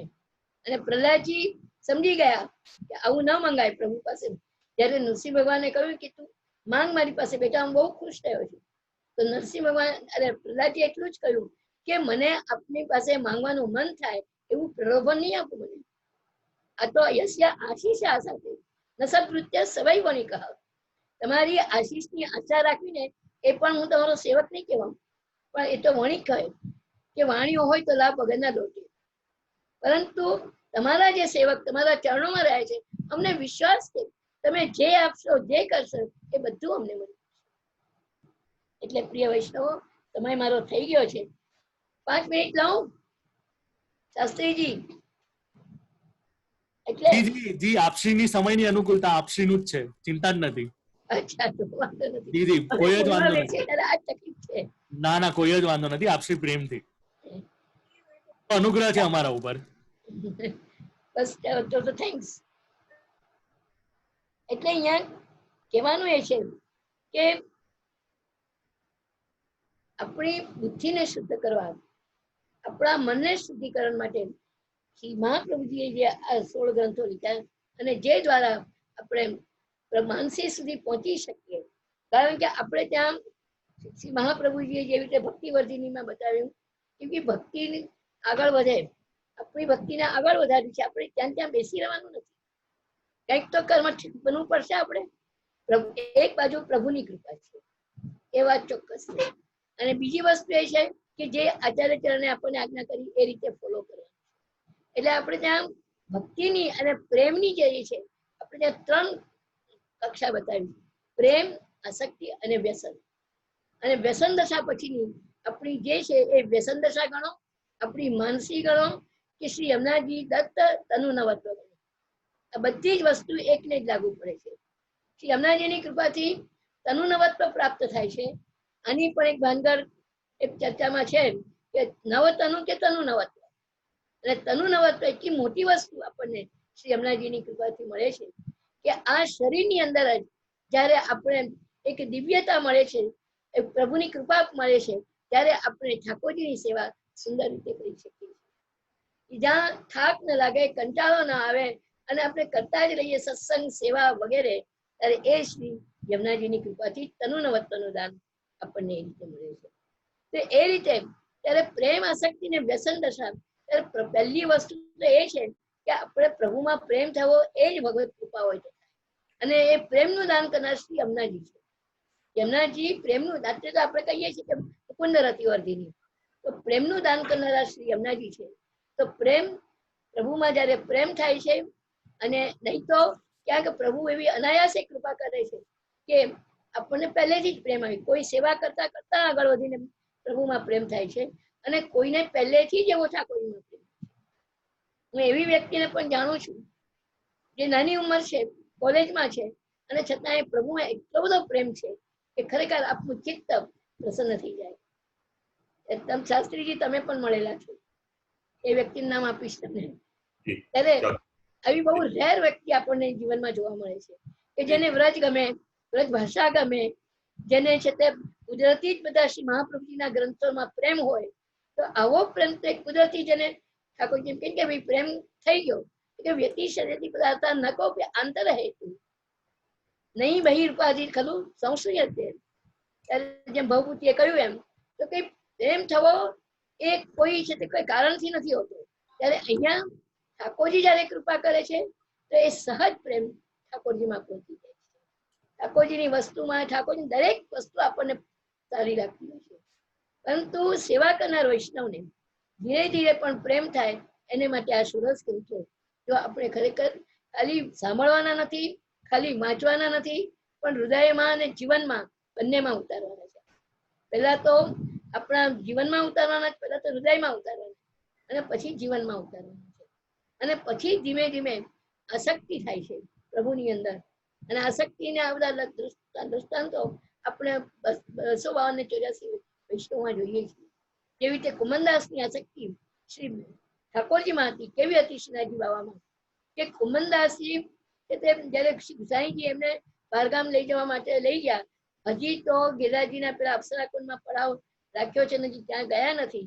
અને બપોરનો સમય હતો, તે વખતે કુમનદાસજી આગળ ગિરિરાજજી પર જઈને બેસી ગયા અને રડવા બેઠા. કેતે જીવ દિન બીત ગયે બિન દેખે મોહન નંદ નંદન. ત્યારે હજી થોડી વાર, જેમ ગોપિકાઓએ કહ્યું ને આપણે ગોપી ગીતમાં કે અટતી યત ભવાન અન્નિકા આનનમ તૃટી યુગાયતે ત્વામ અપશ્યતા. એ ભગવાન આપને જોયા વગર આપ જયારે વનમાં પધારો છો અને પાછા પધારો છો એટલી ક્ષણ પણ અમારે માટે તો યુગ સમાન છે. ત્યારે આ ભાવ આસક્તિ ઉમંદાસી અને વ્યસન દશા પછી એનાથી આગળ વધે છે જ્યારે પ્રેમ, ત્યારે વ્યસન દશા જેને શ્રી મહાપ્રભુએ કહ્યું તદ વિના સ્થાતું ન શક્ય, જેના વગર ચાલે જ નહીં, ગમે જ નહીં, એ વ્યસન દશા છે. જેમ ચતુર્ભુજદાસજીને જ્યારે શ્રી આપણે જ્યારે શ્રી ગોરધનનાથજી શ્રાયજી બાબા જ્યારે સદગરા પધાર્યા અને સદગરાથી પાછા પધાર્યા, એટલી ક્ષણ કેટલી અઘરી લાગતી હતી. હવે એક વિચાર કરો કે જતીપુરાથી ત્યાં જવું આપણે મથુરા કેટલું દૂર હતું. એ જમાનામાં પણ ચાલીને બધા જતા હતા જ ને, કેટલું દૂર હતું. અને છતાં પણ ચતુર્ભુજદાસજી ત્યાં નહીં ગયા, પણ પ્રભુ પધારે પાછા આ સ્થાનમાં. એ એમનો આગ્રહ હતો ને એમનો પ્રેમ હતો. અને ત્યારે શ્રીનાથજી બાબાએ પધારવું જ પડ્યું. ભલે વાત સાચી છે કે શ્રી ગુસાઈજી પ્રદેશથી પાછા પધારી ગયા, એટલે કાકાજી નહીં દેખેંગે તો ચિંતા કરેંગે, અને ચતુર્ભુજદાસ માટે જ શ્રીનાથજી બાબા જલ્દી પધાર્યા. જે આજે આપણે ત્યાં જોઈએ કે નુસી 14 શ્રીનાથજી બાબામાં આજે પણ રાજભોગ અને શયનભોગ સાથે આવે છે. એક રાજભોગ તો આવે જ છે, પણ પાછો શયનભોગમાં પણ એક રાજભોગ આવે છે. આજે પણ એ માન નાખ્યું છે. એટલે એ પછી એ વ્યસન દશા સુધી પહોંચે છે. જેમ ગજ્જન ધાવનને પાન લેવા મોકલ્યા અક્કાજીએ નવનીતલાલજીને. ત્યારે નવનીતલાલજી શ્રી મહાપ્રભુજીના ઘરમાં પધારી ગયા હતા અને ગજ્જન ધાવન પણ ત્યાં જ રહેતા હતા અને પાન લેવા મોકલ્યા. એક ક્ષણ પણ નવનીતલાલ વગર રહેતા નહોતા. અને જ્યારે છે તે લેવા ગયા તો એ વખતે પેલા રસ્તામાં જ બેભાન થઈ ગયા અને આ બાજુ નવનીતલાલ ભોજન કર્યા વગર બિરાજી ગયા. ત્યારે શ્રી મહાપ્રભુજીએ ભોગ ચડાવ્યા. બાબા કા હોય તો કે મેરો ગજન આવેગો તબ મેં આરોગુંગો. એટલે આ પરસ્પરનો પ્રેમ, જે વાત ભગવાને ગીતાજીમાં કહી કે યે યથા મામ પ્રપદ્યન્તે તામ તથૈવ ભજામ્યા. જે મારું ભજન કીર્તન કરે છે એને હું સામે એવું જ ભજન. જેમ ઘણી વાર કહું છું કે ગોપિકાઓને જયારે પૂછ્યું, ભગવાન જયારે પ્રગટ થયા, તાસામ આવીર સૌરી સ્નેહમાન મુખામ મુજહ પીતાંબર ધરસ લગ્વી સાક્ષાત મન્મથ. એ પ્રભુ જયારે ગોપી ગીત ગાયું ને પછી પણ ભગવાન નહીં પધાર્યા, સાધન કોઈ પણ નહીં ચાલ્યું, ત્યારે રુરુદુ સુસરણ રાજન કૃષ્ણ દર્શન. અને એ વખતે જયારે સાક્ષાત ત્યાં પ્રગટ થયા અને કોટાન કોટી મન્મથ એવા કામદેવનું સ્વરૂપ લઈને પધાર્યા. અને એ પછી જયારે ગોપિકાએ પોતાનું ઉત્તરીય વસ્ત્ર આપ્યા બિરાજવા માટે, અને ત્યારે છે તે ગોપિકાઓએ ભગવાનને ક્વેશ્ચન કર્યું કે ભાઈ આ કોને ભજો, ભજે તેને ભજો કે ભજે તેને નહીં ભજો, કે આપ કોઈને ભજતા જ નથી. ત્યારે ભગવાને બહુ સુંદર જવાબ આપેલો છે કે ગોપિકાઓ, બ્રહ્માજીના 100 વર્ષના આયુષ્ય પણ હું તમારો ઋણ કદી ચૂકી શકું એમ નથી. એટલે આ પ્રેમ, આ આસક્તિ અને આ વ્યસન દશા. ત્યારે આવી વ્યસન દશા તો આ જયારે આપણે એ સુધી પહોંચવું હોય અને એ જ આપણી પછી માનસી સેવાની ફરજ પડે. વ્યસન દશામાં બીજું કોઈ ભાન નથી. જેમ પ્રેમની 10 અવસ્થાઓ આપણા શાસ્ત્રોમાં બતાવી છે, ત્યારે હું એ ગણાવતી નથી, પરંતુ એ 10મી અવસ્થા એ મૃત્યુ છે અને 9મી અવસ્થા એ ઉન્માદ છે. તો ઠાકોરજી પોતાના ભક્તો માટે એટલો બધો પ્રેમ છે ભગવાનને કે એને મરવા સુધી પહોંચવા દેતા નથી. અને એ જ આ વસ્તુ અહીંયા જેવી રીતે આપણે ત્યાં રૂકમણીબાઈ, આપણે પેલા એમ શેઠની છોકરી કે જે છે તે સેવા કરતી હતી મદન મોહનલાલ, અને જયારે શ્રી ગુસાઈજી મણિકર્ણિકા ઘાટ પર પધાર્યા અને સંધ્યા કરતા ત્યારે રૂકમણી દંડવત કરવા આવી તો પૂછ્યું, રૂકમણી તું રોજ આવતી હશે આ ગંગા કિનારે? રૂકમણીએ કહ્યું, કૃપાનાથ 24 વર્ષે હું આજે આવી છું, કારણ કે આપ પધાર્યા છો માટે હું દંડવત કરવા આવી છું. ત્યારે શ્રી ગુસાઈજીના શબ્દો બહુ સુંદર છે કે મદન મોહનલાલ પ્રભુ કભી ભી સે ઉઋણ નહીં હોય, એટલે એનું ઋણ ચૂકવી શકશે નહીં. એ એનો પ્રેમ હતો. આ પ્રેમ એનો બદલો કોઈ દિવસ હોઈ શકે. એટલે આવી જે વસ્તુ છે, અને એટલે અહીંયા મારે કઈ વધારે હવે નથી કેવું, પણ એટલું જ હું કહીશ કે પ્રેમ, આસક્તિ, વ્યસન અને ત્યાં સુધીનું આપણે છે તે માનસી સુધી પહોંચવું એ શ્રી યમુનાજીની કૃપાથી સહજ થયા. મારું આટલું જ શ્રી યમુનાજીને માટે. અને એટલા જ માટે આપણે ત્યાં જે 41 પદો છે, આમ તો 108 પદો છે, પરંતુ 41 પદોનો એક આખો ગુચ્છો છે ને લગભગ લોકો 41 પદો વધારે કરતા હોય છે.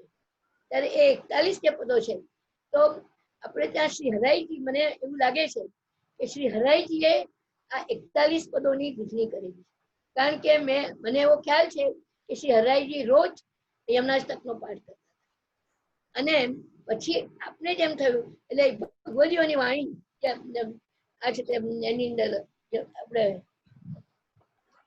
પદોની યમુનાજીના, તો એમાં પણ પછી ચાર ભગવદીઓના લીધા અને એમ કરીને તમે જુઓ કે જેટલા ભગવદીઓ હતા જેના પદો છે એમાં 4 પહેલા પોતાના છે, પછીના 4 છે તે બીજાના છે. એમ કરીને છે તે પહેલા પ્રેમ, પછી પ્રેમને સ્થિર થવો, પછી આસક્તિ સ્થિર થવી, પછી છે તે વ્યસનને સ્થિર થવું, અને પછી ફલ અને ફલાનુભવ, અને એ પણ ફલાનુભવ સ્થિર થવો. એમ કરીને 40 પદો પૂરા થાય. ગણતરી કરજો, મને ગણિત નથી આવડતું. અને ત્યાર પછી એ 40 પદની અંદર એક તમે ઉમેરો એટલે એક પદ ઉમેર્યું કુમનદાસજીનું છેલ્લું, ના કૃષ્ણદાસજીનું, સોરી, કૃષ્ણદાસજીનું છેલ્લું પદ ઉમેર્યું. અને જે છે તે છેલ્લું પદ એટલે 40 પદોની એક માળા. અને એ માળાની અંદર જેને થાગરૂપ, વચ્ચે થાગ હોય ને, પુષ્પમાર્ગની માળા ઠાકોરજીને ધરાવો ને તો થાગ વગરની ના હોય અમે. તો એ થાગ રૂપ એ 41નું પદ છે. ચરણ પ્રતિપાલક એ જે પદ છે તે. અને એવી જ રીતે એનું પેન્ડલ ગણો, એ હારનું તો પેન્ડલ. આ રીતે 41 પદો એટલે પ્રેમ, આસક્તિ ને વ્યસન અને ફલાનુભાવ સુધી લઈ જનારા આ છે 41 પદો. બધા જ પદો એટલા સુંદર છે, બધા જ પદો તમને ઠાકોરજી સુધી લઈ જશે શ્રી યમુનાજીની કૃપાથી. પણ આ વિશેષ છે એના માટે મેં તમને આટલું કહ્યું. એટલે આ રીતે આપણો પ્રેમ પ્રભુમાં થાય, શ્રી યમુનાજીની કૃપાથી થાય. અને હું અંતમાં એટલું જ કહીશ કે તમારા બધા ઉપર શ્રી યમુનાજીની ખૂબ કૃપા રહે. કારણ કે એટલું બધું દયાળુ અને કૃપાળુ સ્વરૂપ છે શ્રી યમુનાજીનું કે કોઈનું પણ સુખ સબકો સુખ કરણ, દુઃખ સબકે હરણ. આ શ્રી યમુનાજી તમે જુઓ લગભગ પદોમાં એટલા 41 પદો, 108 પદો કેટલા સુંદર છે. યમુનાષ્ટક અને એના ભાવરૂપ આ બધા પદો છે. અને એ રીતે આને યમુનાષ્ટપદી શ્રી ગુસાઈજી એ પણ રોજ નિત્ય પાઠમાં લો, બહુ સુંદર. મારે ત્યાં તો આપણે માક્ષર મહિનામાં 1 મહિનો આ યમુનાષ્ટપદીના પાઠ વૈષ્ણવના હંમેશા. અમારે ત્યાં વર્ષમાં 1 વાર પાલાની અંદર શ્રી યમુનાજીના 108 પદો રાગ રાગણી સહિત અમારી બહેનો ખૂબ સુંદર રીતે ગાય છે. એટલું જ નહીં, પણ હવે મુંબઈમાં પણ એ પ્રક્રમ શરૂ કરાવ્યો છે.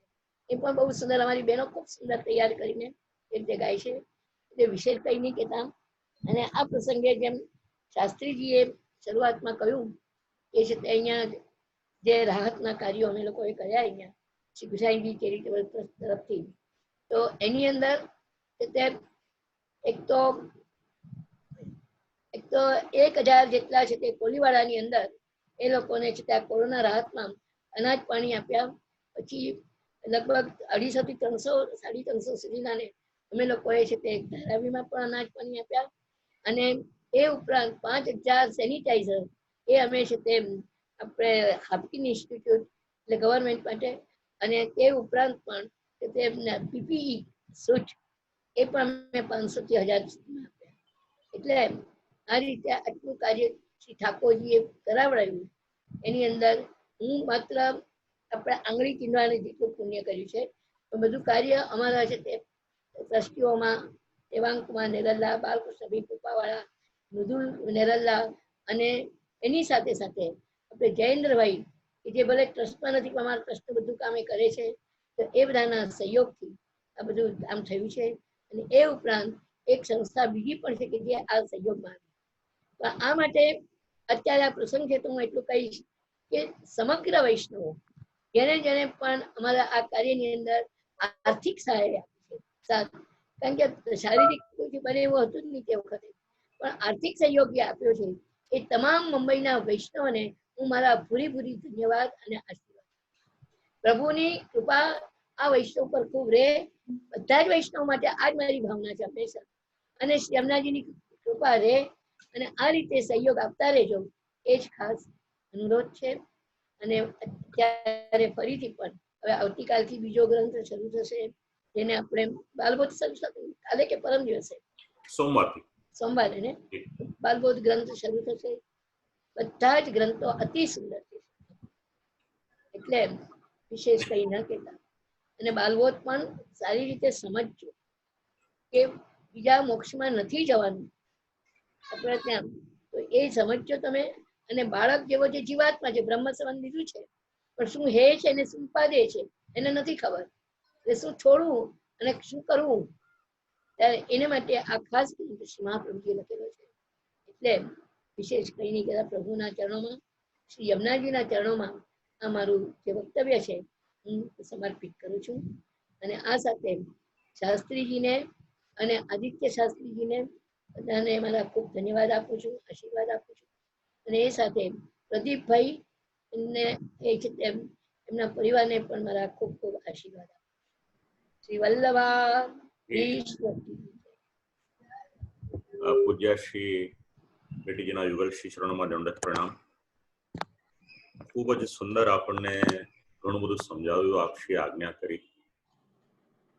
એક તો મહત્વની વાત પ્રેમ, આસક્તિ ને વ્યસન. બીજું ષોડશ ગ્રંથ કેવળ વાંચવા સાંભળવાના નથી પણ જીવનમાં ઉતારવાના છે. ત્રીજું શ્રી મહાપ્રભુજીની આજ્ઞાને ફોલો કરો. ચોથું શ્રી યમુનાજીનું નામ સ્મરણ પણ જીવનો ઉદ્ધાર કરે છે. આવું સુંદર આપણને ખૂબ જ અનુભવ યુક્ત આ બધી આજ્ઞા આપણને કરી. આપણા જીવનમાં આ બધા નાના નાના સૂત્રો છે પણ ખૂબ અગત્યના છે, એને આપણે ઉતારીએ તો આંતરરાષ્ટ્રીય પુષ્ટિ માર્ગીય વૈષ્ણવ પરિષદે જે આટલું સુંદર એક આયોજન કર્યું છે, અને એ આયોજન પુષ્ટિ સૃષ્ટિ એને સાર્થક બનાવે. કારણ કે પરિષદ તો એનો પરિશ્રમ લે, પણ જ્યારે શ્રી વલ્લભકુલ આજ્ઞા કરે, વૈષ્ણવો એને શિરોધાર્ય ગણી પોતાના જીવનમાં ઉતારે, ત્યારે કૃતકૃત્યતા આપણે સર્વ અનુભવીએ. તો ખૂબ ખૂબ આપશ્રીના યુગલ શ્રી ચરણોમાં દંડવત પ્રણામ. અને પરિષદના નિમંત્રણને માન આપી અને આપશ્રી પધાર્યા અહીંયા આગળ, અને ખૂબ સુંદર સારી રીતે અમને બધાને આ સમજાવ્યું. એના માટે હૃદયપૂર્વક આપશ્રીના યુગલ શ્રી ચરણોમાં દંડવત પ્રણામ કરું. અને પુનઃ પુનઃ આપશ્રીના આશીર્વાદની પ્રાપ્તિ અમને થતી રહે એવી વિનંતી પણ કરું. અને દરેક વૈષ્ણવોને પુનઃ આપણે આવતીકાલના સત્રનો આરંભ કરીશું, અને આગળની જે સૂચના હશે આપ લોકો જે ગ્રુપમાં છે એમાં આપ લોકોને પ્રાપ્ત થઈ જશે. તો આપશ્રીને યુગલ શ્રી ચરણોમાં દંડવત પ્રણામ કરી અને આજના સત્રને આપણે વિરામ આપીએ છીએ.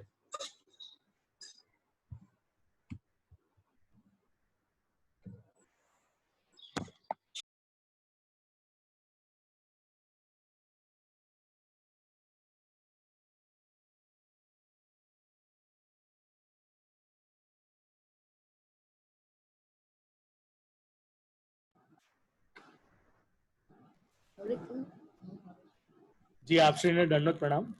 આ સત્રને અહીંયા વિરામ લઈએ છીએ. આદિત્ય બોલું છું.